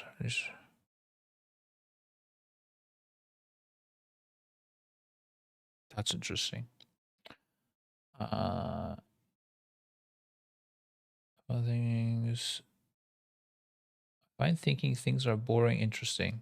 What are you talking about? Do you like photography? No. Then you like space? No, that's not what I was saying.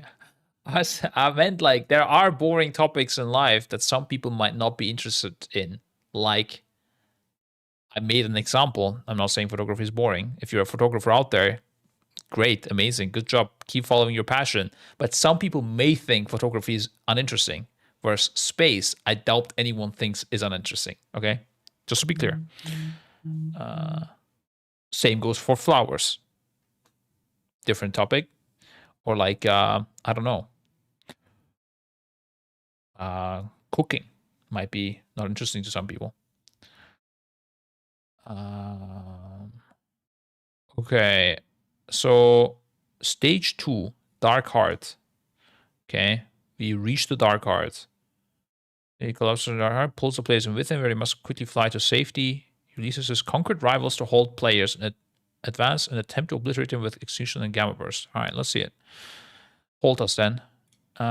Extinction. Again, Fragments of Broken World. This time it does 42 million damage. And also stuns you. Oh. Yeah, good thing. This is, again, the case because on normal, you also cannot survive it. But on LFR, with a personal, you might, and then the stun will hit you. So, get fucked. The stun will destroy you. Gamma surges through space, inflicts immense stream of radiation, inflicts 2.1 million photons every second to all players and pushes them away over 4 seconds. Okay. Interesting. There's going to be a lot of pushing and pulling and these kind of things this tier. This boss, I mean, because of gravity stuff. But also other bosses actually have this, yeah. Bends laws of nature applying either crushing. So this is the mythic mechanic.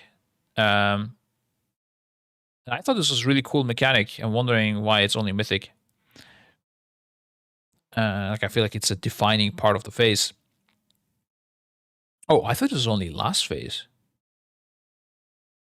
I swear this was last phase only, I thought. Maybe not. I guess it's in both. Okay, so 5 seconds. Gravity pushes down around the target, inflicting 5.6 million and applying crush to all players within 3 yards. So you're just crushed by intense gravity, stunning them and inflicting 2.8 million every second for 6 seconds. You can cancel this by inverse gravity, which typically knocks people out.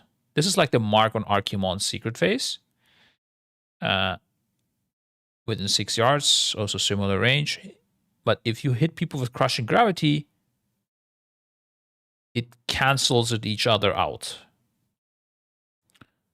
So everyone with crushing gravity needs to get hit by inverse gravity.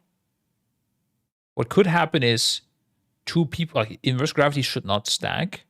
You should not stack in the overlap of inverse gravities because one of them might remove your debuff, whereas the other will knock you out. And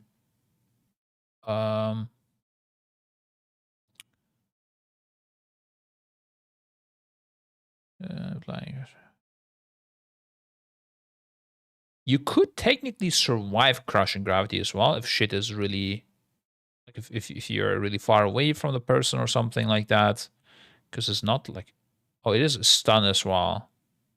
But if you bop it, maybe you could survive it as well. Like if somebody has a special job, you give them bop, they just chill. Okay. And yeah.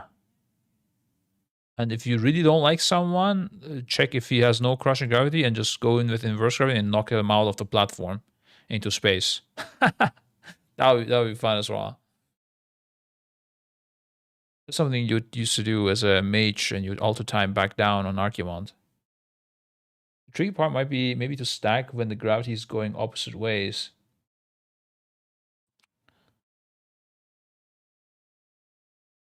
Wait, what? Oh, we didn't get to that yet. I don't remember gravity going opposite ways, but let's see it. You mean when a group of people is flying? You mean? I think that exists in these phases, right? Inwards is outwards, but the other is pushing inwards.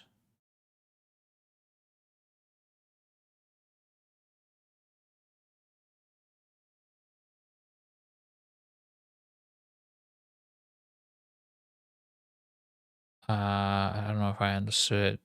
Inverse gravity, outwards. What? What do you mean? I don't know what we're talking about, I guess. I'm lost, dude. Crushing as how push. Oh! Yeah, the crushing, it's not a pushing gravity or something. It's crushing gravity. I guess it's pulling everything, technically, to the gravity and just doing damage. This is knocking. And we cancel each other out, yeah. Crushing gravity pushes down, or pushes outward. Yeah. But what do you mean with tricky part maybe to stack when the gravity is going opposite ways? That's why I don't understand. Why is the gravity going opposite ways? But it's fine. I'll read you explain it. I don't know what you mean. Crushing probably slows you and reverse pushes constantly, maybe. What are you guys talking about? Okay. Maybe listen. There's a debuff, and after 5 seconds, just one event happens, depending on which debuff you have, okay? Each debuff has just one event. After 5 seconds, this guy stuns everything around you and does damage. This guy knocks everything around you and does damage. But if you get hit by the inverse guy, then this debuff cancels, goes away. So you want everyone with this debuff get hit by this guy. That's it. I don't know if there's some other thing I'm missing. Crushing probably slows you and inverse rushes. Constantly. Yeah, this doesn't push constantly. This doesn't slow you. These are all made up things. It's just after 5 seconds, one thing happens. Stun and damage to everyone, including yourself. So you want to really get rid of this. And you do that by going into this. This is only punishing people around you, not yourself. So you're fine. You're not going to fly off. And just remove the debuffs from all these people. Kind of like Anduin, yeah. But I mean, this doesn't cancel from itself because it doesn't do anything to you anyways. It just does people to around you. So these people could technically just spread away and they wouldn't get hurt by anything. But they want to save the guys with crushing gravity by hitting them and removing their crushing gravity. Yeah. Okay. So then we have the Devoured Lords as well. That means releases conquered rivals to halt the player's advance. The Warlord begins his ritual to seal the Verse of Fragment within a veil of impenetrable darkness. I have 3 minutes only, guys. We finish this phase and I'm out of here. Because ritual to seal the Verse of Fragment within a veil of impenetrable darkness. Upon completing the ritual, the fragment becomes inaccessible. Upon reaching 100 energy, the Warlord completes the ritual instantly. Yeah, this is also another thing. Like the Word Soul Fragment not becoming inaccessible. I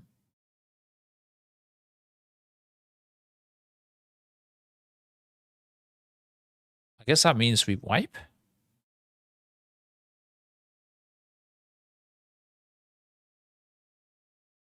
When reaching 100 energy, completes the ritual instantly. I don't know. I feel like there's something that I'm missing here. I don't understand. Seal the Voice or Fragment within. Upon completing the ritual, the fragment, upon reaching 100 energy, will complete the ritual instantly. Oh, I guess maybe some things are giving him energy. Maybe that's why. I don't know. Although I don't think there was anything giving him energy. Okay, let's check the 2 ads quick. Superior mass at random players after 5 seconds, revealing 7 million concentrated on all players in his path, knocking them back, leaving behind debris field. Okay, knocking people back and putting zones on ground 70% slow. And then, oh, they changed this. Yeah. So these guys both never mind. I am just reading wrong. Okay. This guy summons ads. These ads have like a bubble around themselves that knock people who enter. And when they die, if there's any within 8 yards, they will fully heal them. Oh, also reducing all damage to take by 9 hours. I think this is new, so this you don't want to happen. So you gotta grip the people, the ones out that you're killing, or I don't know, something like that. Engineering belt might be perfect for this actually. And these guys, you have just taking damage and reducing movement speed. Oh, this is new as well, I'm pretty sure. So I guess you can CC this. But after 15 seconds, you can't. So you want to burst these guys down. So I guess you never want to really receive this. Interesting. So melee attack supply, touch of oblivion, inflicting damage. Target is consigned to oblivion, so tank taunt swap type of thing. This guy has the same ads, right? Nothing new there. Yeah. Has the same taunt swap, and the only 2 different things is the Star Shard Nova versus inflicting launching Star Shards in all directions, and you know, every field. Oh yeah. I thought this was a tank ability previously. I'm not sure if they changed this. I remember this now. This was a cone. Oh yeah, they definitely did change it. Okay. This was a cone and this was a AoE circle on the tank. Now it's inflicting all pressure within 12 yards launching. Oh, within 12 yards of itself, maybe? I don't know. Launching star shards in all directions and leaving behind a debris field. We just dodge, and it drops a zone. This also drops a zone. Ejects super mass at random players after 5 seconds, inflicting 7 on his path, knocking them back, leaving behind. Yeah, they definitely did change this. Okay. This was a cone that left the zone before on the ground.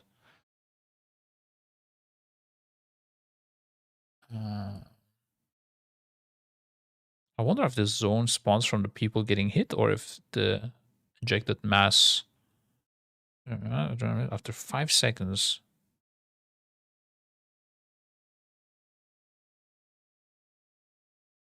Oh, I guess you can't dodge this if you're targeted. So some people get targeted. They drop zones on the ground when they get hit. Also get knocked out of them. Or maybe the other people get knocked if you're standing in it. Okay. Some room denial. Some kill quick. Can shoot them down with the stars we collected perhaps. I don't know. Or maybe we reduce the Void Lord's HP, the main bosses. Interesting stuff, yeah. And then I guess when we kill both, we go to last phase? I don't know.